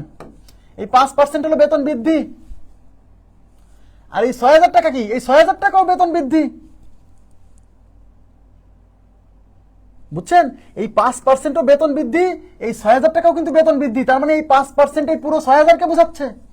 আবার এমন করেন না যে, ধরেন না যে পূর্বের বেতন ছিল 100%, বর্তমান বেতন 100-র সাথে 5% যুক্ত হয়ে 105%। এবার মনে করেন না যে 105% ভ্যালু 6,000, শেষ অঙ্ক, তাহলে ওখানেই শেষ অঙ্ক, তাহলে ওখানেই শেষ, আর হবে না। দেখেন, আহসানের বেতন 5% বৃদ্ধি পাওয়ায় তার বেতন 6,000 টাকা বৃদ্ধি পেল। তাহলে এই 6,000 টাকা কি তার মানে বেতন বৃদ্ধির পরে মোট বেতন না? এই 6,000 টাকা হলো তার ইনক্রিমেন্ট, শুধু ইনক্রিমেন্ট হয়েছে 6,000 টাকা। মূল বেতন কত আমরা জানি না, বুঝছেন কি? ইয়েস। তাহলে এই 5%ও বেতন বৃদ্ধি বোঝাচ্ছে, এই 6,000 টাকাও বেতন বৃদ্ধি বোঝাচ্ছে। তার মানে এই 5% আসলে এই 6,000-কে বোঝাচ্ছে। ইয়েস। তাই 5% ইজ ইকুয়াল টু 6,000। এবার তাহলে 5% ইজ ইকুয়াল টু 6,000, অতএব 1% is equal to 6,000 divided by 5। অঙ্কে বলছে তার আহসানের আগের বেতন কত ছিল। আগের বেতন মানেই 100%, সবসময় আগের বেতন মানেই কত, 100%। তাই 100%-এর কত সেটা বের করবো। তাহলে 100% is equal to 6,000 divided by 5 into হচ্ছে 100। এই 5 দিয়ে এটা যাবে হচ্ছে 20 বার। এই 2 আর 6 গুণ করলে 12, এখানে একটা শূন্য, এখানে 3টা শূন্য, মোট 4টা শূন্য, 1টা 2টা 3টা 4টা, তাহলে 1,20,000 টাকা। বুঝছেন কিনা বলেন? এই যে আফসানা কিয়া, যে লিখিত পরীক্ষা এটাগুলো করলে হবে, অনুপাত দিয়ে করলে হবে, কোন সমস্যা নাই। যারা ওইরকম ধরবেন, আমি জানি যে এরকম কেউ কেউ ধরবে, তাই আগে থেকে সতর্কতা, হ্যাঁ, ওরকম ধরা যাবে না। আপনাকে বুঝতে হবে যে এখানে বলছে 5% বৃদ্ধি পায়, তার বেতন 6,000 টাকা বৃদ্ধি পেল। কোশ্চেনে যদি এরকম বলতো যে বেতন 5% বৃদ্ধি পাওয়ায় তার বেতন 6,000 টাকা হলো, মানে 5% বৃদ্ধি পাওয়ার পরে তার বেতনটা 6,000 টাকা হয়েছে, তাহলে বুঝতাম যে হ্যাঁ 105%-এর মান 6,000। 5% বৃদ্ধি পায় তার বেতন 6,000 টাকা বাড়ছে, মানে ওই 6,000 টা পুরো ইনক্রিমেন্ট। বুঝছেন? এবার সবাই তাকান, এবার তাকান, এবার আমরা অনুপাত করব কিসের জানেন? এদিকে তাকান, এবার অনুপাত করব কিসের? এদিকে তাকান প্লিজ। এবার অনুপাত করব বেতন বৃদ্ধি কত, বেতন বৃদ্ধি কত বলেন? বেতন বৃদ্ধি হচ্ছে 5%। তাহলে পূর্বের বেতন কত? এদিকে তাকান, পূর্বের বেতন 100 আর বেতন বৃদ্ধি কত? 5%। তাহলে এখানে কিসের অনুপাত করছি? পূর্বের বেতন ডিভাইডেড বাই বেতন বৃদ্ধি। তাহলে এখানেও লিখবেন পূর্বের বেতন ডিভাইডেড বাই বেতন বৃদ্ধি। ভাই এই পাশে যেরকম যে রাশির অনুপাত করবেন এই পাশেও সেই রাশির অনুপাত করতে হবে। তাহলে এই পাশে করছেন পূর্বের বেতন ডিভাইডেড বাই বেতন বৃদ্ধি, তাহলে আপনাকে এই পাশে লিখতে হবে পূর্বের বেতন ডিভাইডেড বাই বেতন বৃদ্ধি। এখন আমাকে বলেন পূর্বের বেতন 100 ধরে নিছি, কারণ যে বৃদ্ধি যে পার্সেন্ট শতকরায় ছিল এই জন্য, বৃদ্ধি শতকরায় ছিল না এই জন্য পূর্বেরটা 100 ধরে নিছি। তাহলে পূর্বের বেতন 100, বেতন বৃদ্ধি 5। তাহলে অ্যাকচুয়ালি পূর্বের বেতন বৃদ্ধি কত টাকা? 6,000 টাকা। তাহলে এই যে বেতন বৃদ্ধি নিচে লিখছেন, তার মানে নিচে এখানে বেতন বৃদ্ধি 6,000, আর পূর্বের বেতন কত এটা বের করতে হবে, তাহলে এক্স। ব্যাস, এবার এটা দিয়ে যাবে হচ্ছে 20 বার, এখানে কিছু নাই মানে 1, এক্স আর 1 গুণ করলে এক্স, আর এই 6,000 আর 20 গুণ করলে 6,000 কিন্তু হচ্ছে 20। এই 2 দিয়ে 6 কে গুণ করলে 12, একটা আর 3টা, মোট 4টা শূন্য, 1টা 2টা 3টা 4টা। ব্যাস, এই দেখেন কোনো সমস্যা না, অনুপাত দিয়েও হবে। কিন্তু অনুপাত লেখার সময় আপনাকে সতর্ক হতে হবে আপনি কিসের অনুপাত করতেছেন। এখানে তো ভাই মোট বেতনের অনুপাত করে লাভ নাই, কারণ এখানে আছে বেতন বৃদ্ধি, তাহলে বেতন বৃদ্ধির সাথে অনুপাত করতে হবে। বুঝছেন? ক্লিয়ার? ওকে, এবার আমি তাহলে পরের প্রশ্নে চলে যাচ্ছি। 173। এইবার দেখেন, মানিকের বেতন 9% বৃদ্ধি পাওয়ার ফলে তার মাসিক সঞ্চয় সমান হারে বৃদ্ধি পেয়ে এত টাকা হলো। এই যে পার্থক্য বুঝতে হবে। তাহলে মানিকের বেতন 9% বৃদ্ধি পাওয়ায়, মানে বেতন 9% বাড়ছে, মানিক একজন ব্যক্তি, তার বেতন 9% বাড়ছে। এই বেতন 9% বৃদ্ধি পাওয়ার ফলে তার সঞ্চয় সমান হারে বাড়ছে। এখানে আপনাকে বুঝতে হবে সঞ্চয় সমান হারে বাড়ার অর্থ বেতন যে কয় পার্সেন্ট বাড়ছে সঞ্চয়টা সেই কয় পার্সেন্ট বাড়ছে, বুঝতে হবে। তাহলে বেতন যেহেতু 9% বাড়ছে, তাহলে সঞ্চয় সমান হারে বাড়ছে, মানে সঞ্চয় 9% বাড়ছে। ঠিক আছে? তাহলে এই 9% কি? এই 9% হচ্ছে সঞ্চয় বৃদ্ধি। বেতন বৃদ্ধি আর সঞ্চয় বৃদ্ধি এখানে সেম। বলছে তার মাসিক সঞ্চয় সমান হারে বৃদ্ধি পেয়ে 1853 টাকা হলো। আমাকে বলবেন এই 1853 টাকাটা কি? এই 1853 টাকাটা কি? এটা কি সঞ্চয় বৃদ্ধি নাকি মানে মানে সঞ্চয় বৃদ্ধি পাওয়ার পরের মোট সঞ্চয় কোনটা? এটা কিন্তু সঞ্চয় বৃদ্ধি না। যদি বলতো যে তার সঞ্চয় বৃদ্ধি পেয়ে না বলে যদি বলতো তার সঞ্চয় 1853 টাকা বৃদ্ধি পেলো, তাহলে বুঝতাম যে এটা সঞ্চয় বৃদ্ধি, মানে এই 9%-এর ভ্যালু এটা হতো। কিন্তু এখানে কিন্তু তা না। তার মাসিক সঞ্চয় সমান হারে বৃদ্ধি পেয়ে এত টাকা হলো, তার মানে সঞ্চয় বেড়ে মোট সঞ্চয় এত টাকা হয়েছে। ইয়েস, অঙ্কে বলে নাই যে সঞ্চয় এত টাকা বৃদ্ধি পেলো। বুঝলেন? পার্থক্য বুঝতে হবে, ভাষাগত পার্থক্য। তাহলে বলছে তার মানিকের মাসিক সঞ্চয় আগে কত ছিল, তাহলে পূর্বের সঞ্চয় কত ছিল? 100%। আমি ধরে নিব, এদিকে তাকান, পূর্বের সঞ্চয় ছিল 100%। এই যে পূর্বের সঞ্চয়, পূর্বের,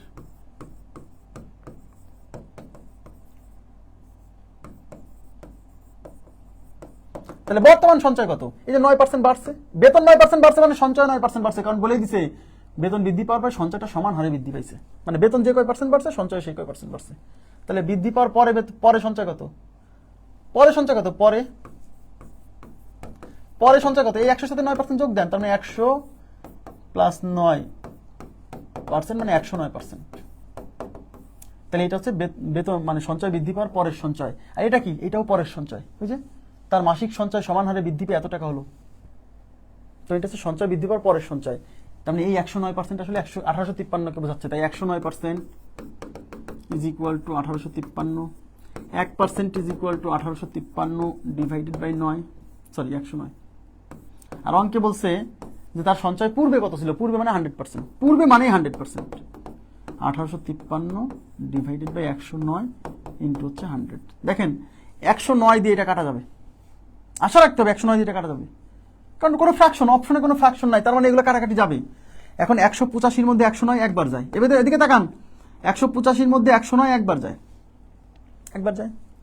এখন 185 থেকে 109 বাদ দেন, 185 থেকে 109 বাদ দিলে থাকতেছে কত? 185 থেকে 109 বাদ দিলে থাকতেছে 76, তারপরে 3, 763।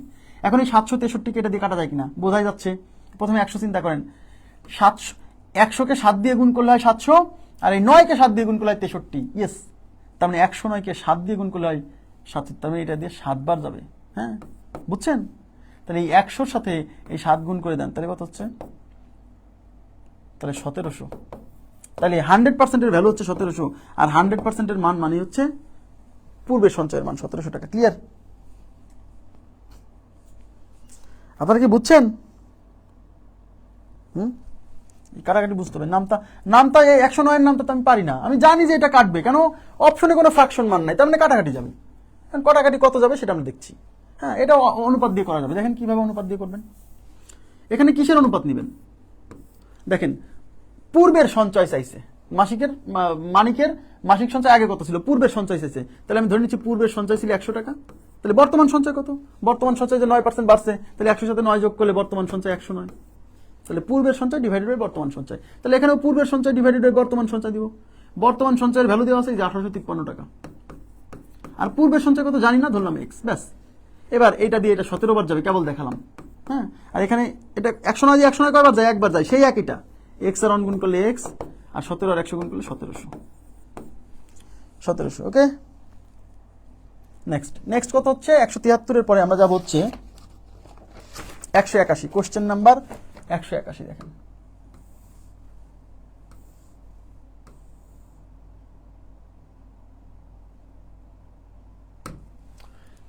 একশো 81 নম্বর প্রশ্নে কি বলছে? 15% ভ্যাট সহ একটি টেলিভিশনের মূল্য, টেলিভিশন, এই যে এখানে ব-কে ভ বানাই দিবেন, টেলিভিশন, আমি একটু বানানটা ঠিক করে নিই। 181,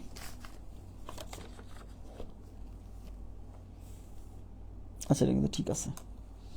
টেলিভিশনের মূল্য 26,450 টাকা হলে টেলিভিশনটির লিখিত মূল্য কত? লিখিত মূল্য মানে কি? লিখিত মূল্য মানে দেখবেন যে প্রোডাক্টের গায়ে দাম লেখা থাকে, ওটা হচ্ছে লিখিত মূল্য। কিছু কিছু দোকানে ওই দামের উপর ভ্যাট ধরে তারপরে ওই লিখিত দামের সাথে ভ্যাট যোগ করে তারপর বিক্রি করে, বুঝছেন? ইয়েস, তাইলে 15% ভ্যাট সহ টেলিভিশনের মূল্য হচ্ছে 26,450। তার মানে এই 26,450 টাকা কি? এই 26,450 টাকার মধ্যে লিখিত মূল্যটা আছে, আবার ওই 15% ভ্যাটও আছে, বুঝছেন? তাহলে বলছে টেলিভিশনটির লিখিত মূল্য কত, ওই লিখিত মূল্যটা চাইছে। আচ্ছা, এখানে বানান ভুল কোথায়? টেলিভিশন, এই যে ভিশন, এই বানানটা ঠিক করতে হবে।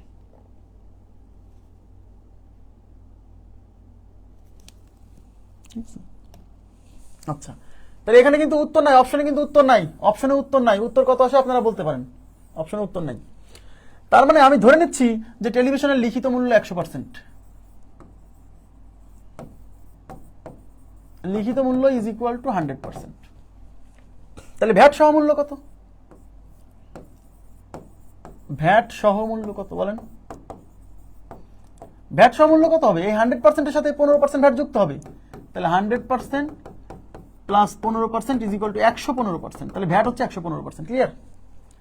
ভ্যাট সহ টেলিভিশনের মূল্য 115%। তাহলে 115% কি? এটা হচ্ছে ভ্যাট সহ টেলিভিশনের মূল্য। এটা কি? এটাও ভ্যাট সহ মূল্য। তার মানে এই 115% আসলে এটাকে বোঝাচ্ছে। তাই আমরা লিখবো 115% ইজ ইকুয়াল টু ওই 26,450। তাহলে 1% is equal to 26,450 divided by 115।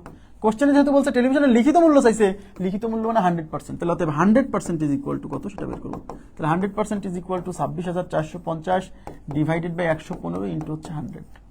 এবার কাটাকাটি করতে হবে। 115 দিয়ে কাটাকাটি দেখেন, এই 115কে 5 দিয়ে যায়, এটাকেও 5 দিয়ে যায়, কেটে ছোট করে নেন। এটাকে 5 দিয়ে যাবে 20 বার, এটাকে 5 দিয়ে যাবে 5 23 115। যদি সরাসরি না পারেন 5 দুগুণী 10 থাকলে 1, 1 এর পরে 5 15, 3 5 15।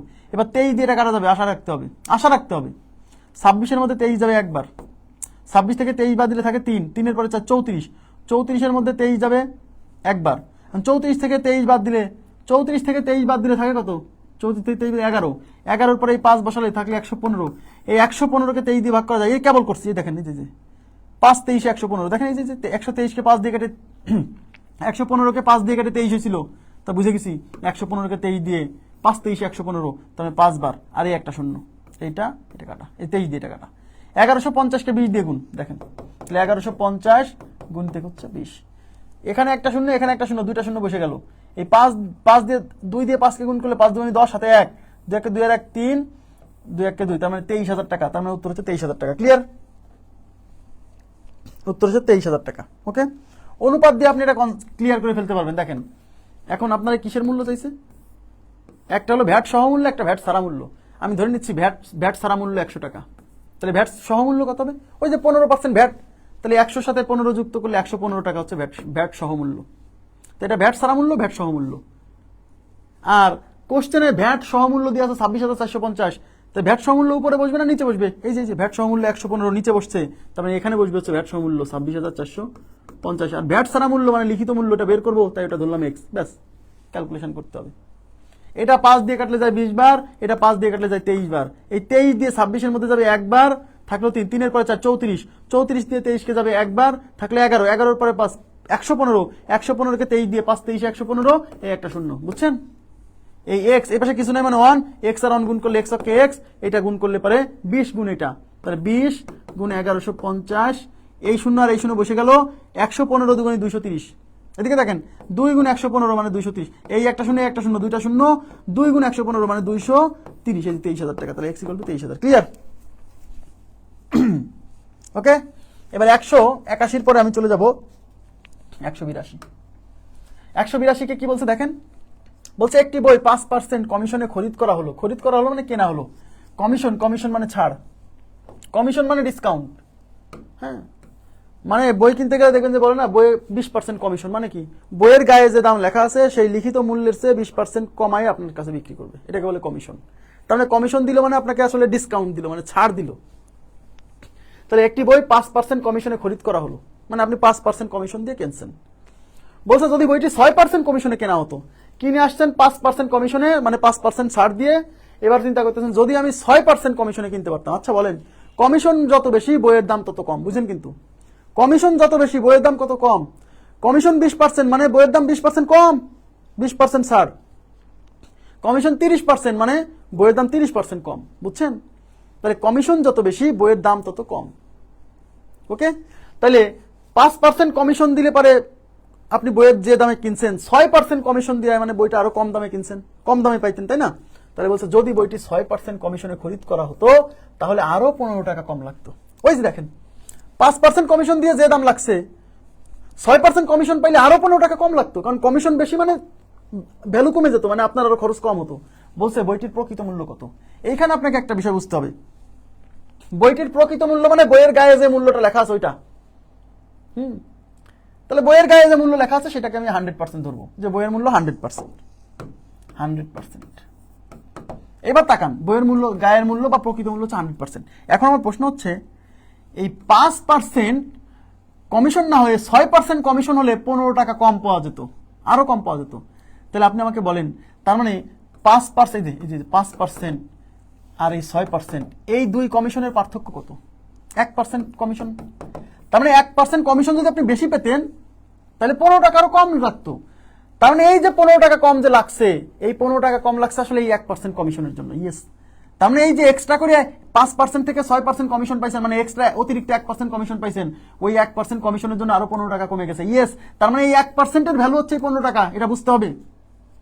তাহলে 1%-এর ভ্যালু ইজ ইকুয়াল টু 15 টাকা।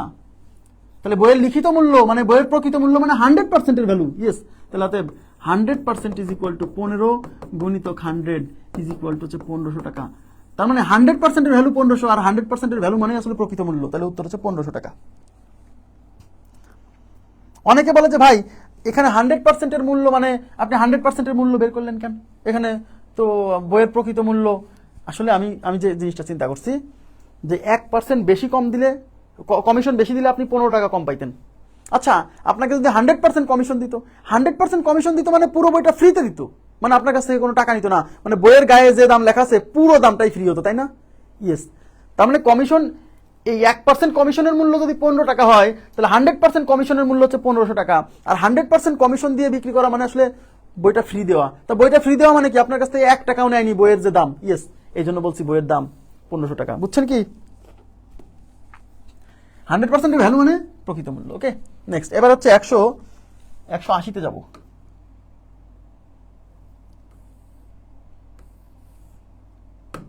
180 খুব গুরুত্বপূর্ণ একটা প্রশ্ন, লিখিত পরীক্ষায় আসছে, বিসিএস লিখিততেও আসছে, প্রিলিতেও আসছে। সবাই একটু মনোযোগ দিয়ে অঙ্কটা বোঝেন। লিখিত এবং প্রিলি উভয় জায়গায় আসছে। কোনো পরীক্ষায় একজন ছাত্র ক সংখ্যক প্রশ্নের প্রথম 20টির মধ্যে 15টি প্রশ্নের শুদ্ধ উত্তর দেয়। তবে কোনো একটা পরীক্ষা, হ্যাঁ, সেই পরীক্ষায় মোট কোশ্চেনের সংখ্যা হচ্ছে 15, ক সংখ্যক প্রশ্ন আছে। সেই ক সংখ্যক প্রশ্নের মধ্যে একজন ছাত্র সেই ক সংখ্যক প্রশ্নের দুইটা ভাগ, সেই ক সংখ্যক প্রশ্নের প্রথম 20টার মধ্যে থেকে সে 15টা প্রশ্নের শুদ্ধ উত্তর দিচ্ছে। ভালো কথা। এবার বাকি প্রশ্নগুলো মানে কি, এই যে প্রথম 20টার মধ্যে যে 15টা, প্রথম 20টার মধ্যে যে উত্তর করছে, এই 20টা বাদ দিয়ে যতগুলো প্রশ্ন আছে, সেই প্রশ্নের মধ্যে আবার সেই প্রশ্নগুলোর 3 ভাগের 1 ভাগ, এই যে 1/3 মানে হচ্ছে 3 ভাগের 1 ভাগ প্রশ্নের শুদ্ধ উত্তর দিছে। এভাবে মানে কি, এভাবে বলতে কি, ওই যে প্রথমে 15টা শুদ্ধ উত্তর আর পরে বাকিগুলোর 1/3 অংশ শুদ্ধ উত্তর, এভাবে মানে ওইটা আর এই যে পরে 1/3 অংশ, এভাবে সে যদি 50% প্রশ্নের শুদ্ধ উত্তর দেয়, মানে যে প্রথম 15টা, পরে যেগুলো বাকি ছিল তার 3 ভাগের 1 ভাগ, এই দুইটা স্টেপে উত্তর দিয়ে এভাবে সে মোট প্রশ্নের 50 ভাগ প্রশ্নের শুদ্ধ উত্তর দিয়েছে। বলছে যে তবে ওই পরীক্ষায় প্রশ্নের সংখ্যা কত, ও প্রশ্নের সংখ্যা কত মানে এই ক এর মান চাইছে, বুঝছেন? তাহলে এখানে কোশ্চেনটা হচ্ছে 2 ভাগে বিভক্ত, বোঝেন? একটু তাকান, কোশ্চেনটা 2 ভাগে বিভক্ত। প্রথম 20টা, এই যে প্রথম 20টি, আর পরের কতটি বলেন তো, পরের কতটি? মোট কোশ্চেন যদি ক সংখ্যক হয়, তাহলে প্রথম 20টা প্রশ্ন এর মধ্যে থেকে সে 15টা শুদ্ধ উত্তর দিছে, তাহলে কোশ্চেন বাকি থাকতেছে কয়টা? প্রথম 20টা একটা অংশ, তাহলে ক সংখ্যক, এই ক থেকে যদি 20টা প্রশ্ন বাদ দেন, তাহলে বাকি ছিল তার কয়টা? এই ক থেকে 20টা বাদ দিলে মানে ক -20। আমার কথা কি বুঝছেন?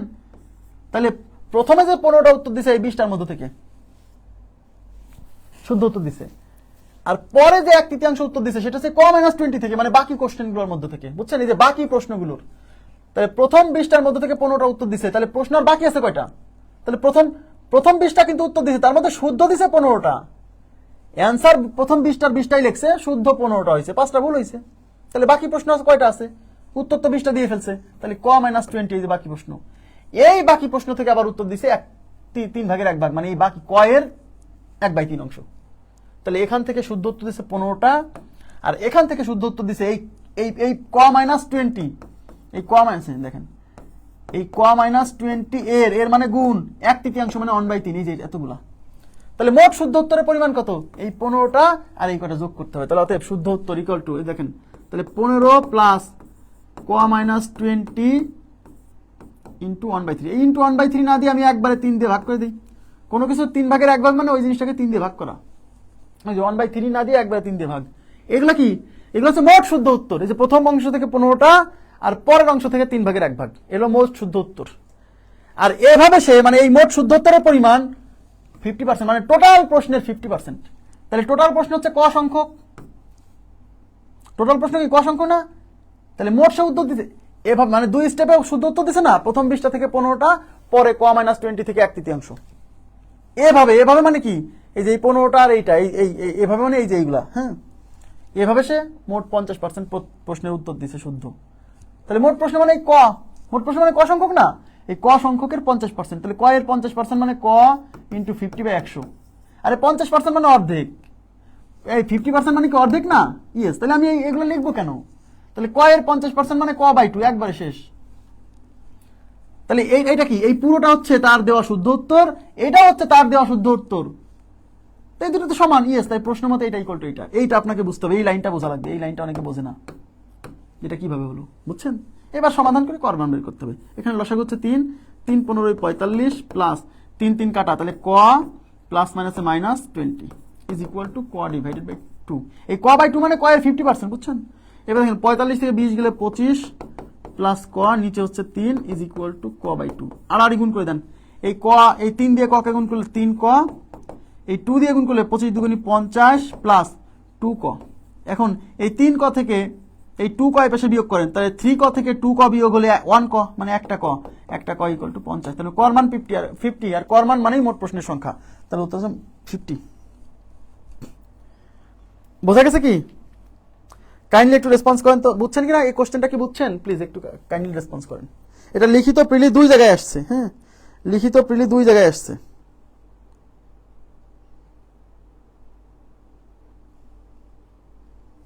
বুঝছেন কি? বুঝছেন কিনা কাইন্ডলি একটু রেসপন্স করতে হবে।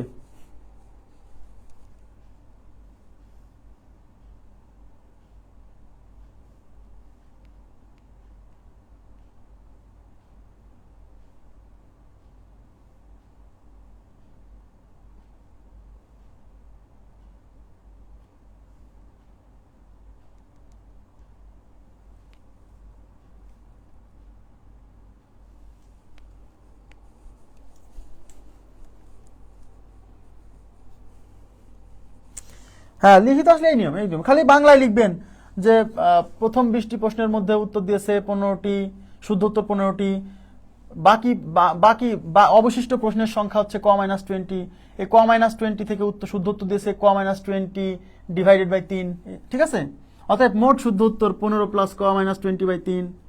প্রশ্ন মতে 15 প্লাস ক-20/3 ইজ ইকুয়াল টু ক এর 50%। তারপরে ক সমাধান করে বের করতে হবে। আচ্ছা, এখন এটা এমসিকিউতে এইভাবে করতে খুব বেশি একটা বেগ পেতে হবে না। আমি তো এইটা কি আপনি দেখাবেন?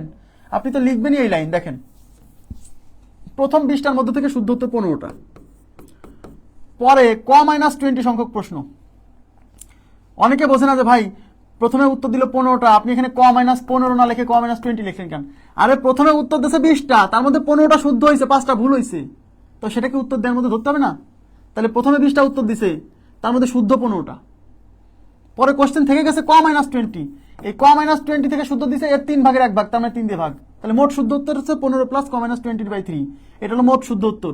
আর এই মোট শুদ্ধ উত্তরের পরিমাণ টোটাল প্রশ্নের 50%, তার মানে ক এর 50% মানে ক/2। আপনি শুরুই করবেন এই লাইন থেকে। আর যদি মনে করেন যে ভাই আমি এমসিকিউতে আরেকটু সহজ করা যাবে না, ইয়েস যাবে, option test. OPT method apply করতে পারেন। অপশন টেস্ট করলে আরেকটু সহজ হবে। আমি দেখাই দিই অপশন টেস্ট কি বলছি। অপশন টেস্ট, সবাই তাকায়েন। অপশন টেস্ট কি করবো বলেন তো? কোশ্চেনে চাইছে কি আগে সেটা বলেন। কোশ্চেনে বলছে যে ওই পরীক্ষায় প্রশ্নের সংখ্যা কত, মানে ওই পরীক্ষায় প্রশ্ন কয়টা ছিল সেটা চাইছে।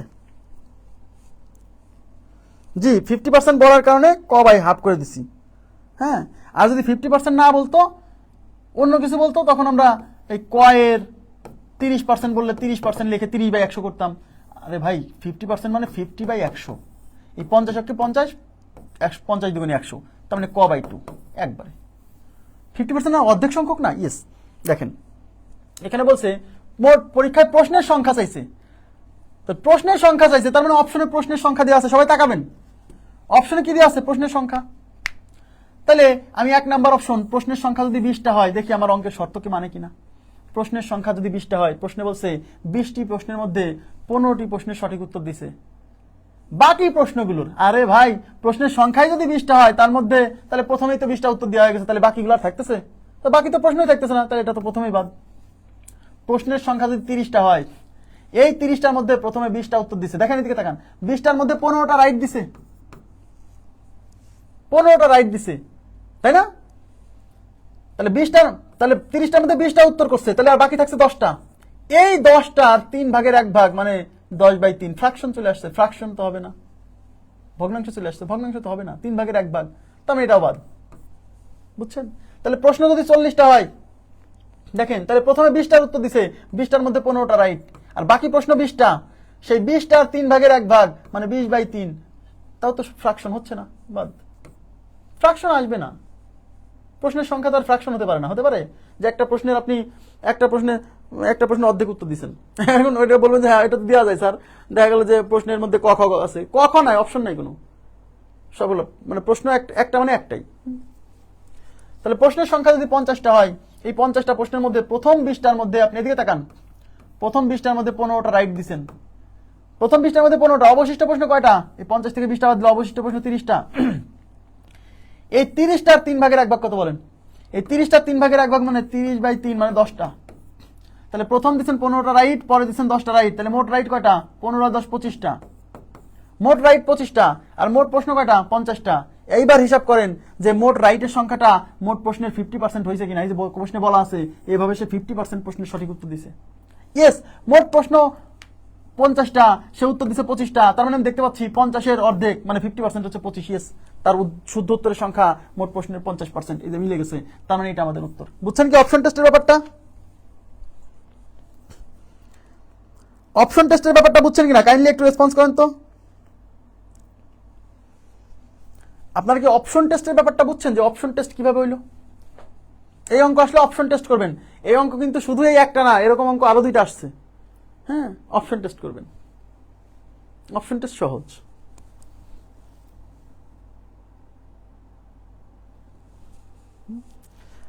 কারণ প্রথম 20টা প্রশ্ন, তাহলে 20টা তো হবেই না, কারণ প্রথম 20টা থেকে যদি 15টা উত্তর দেয়, তাহলে অবশিষ্ট প্রশ্ন কই থাকলো? প্রশ্নই যদি 20টা হয়, তাহলে এটা বাদ। তারপর এই 30টা চেক করতে যাই ফ্র্যাকশন আসতেছে, ফ্র্যাকশন তো হবে না। এই 40টা চেক করতে যাই ফ্র্যাকশন আসতেছে, হবে না। ওটা এমনিতেই উত্তর দেওয়া যায়, তারপর আমরা চেক করবো। হ্যাঁ, ওকে, তো ঠিক আছে, আজকের মতো এই পর্যন্তই রাখবো। আমরা 180তে সমাপ্ত করলাম, 180 ক্লোজড হলো।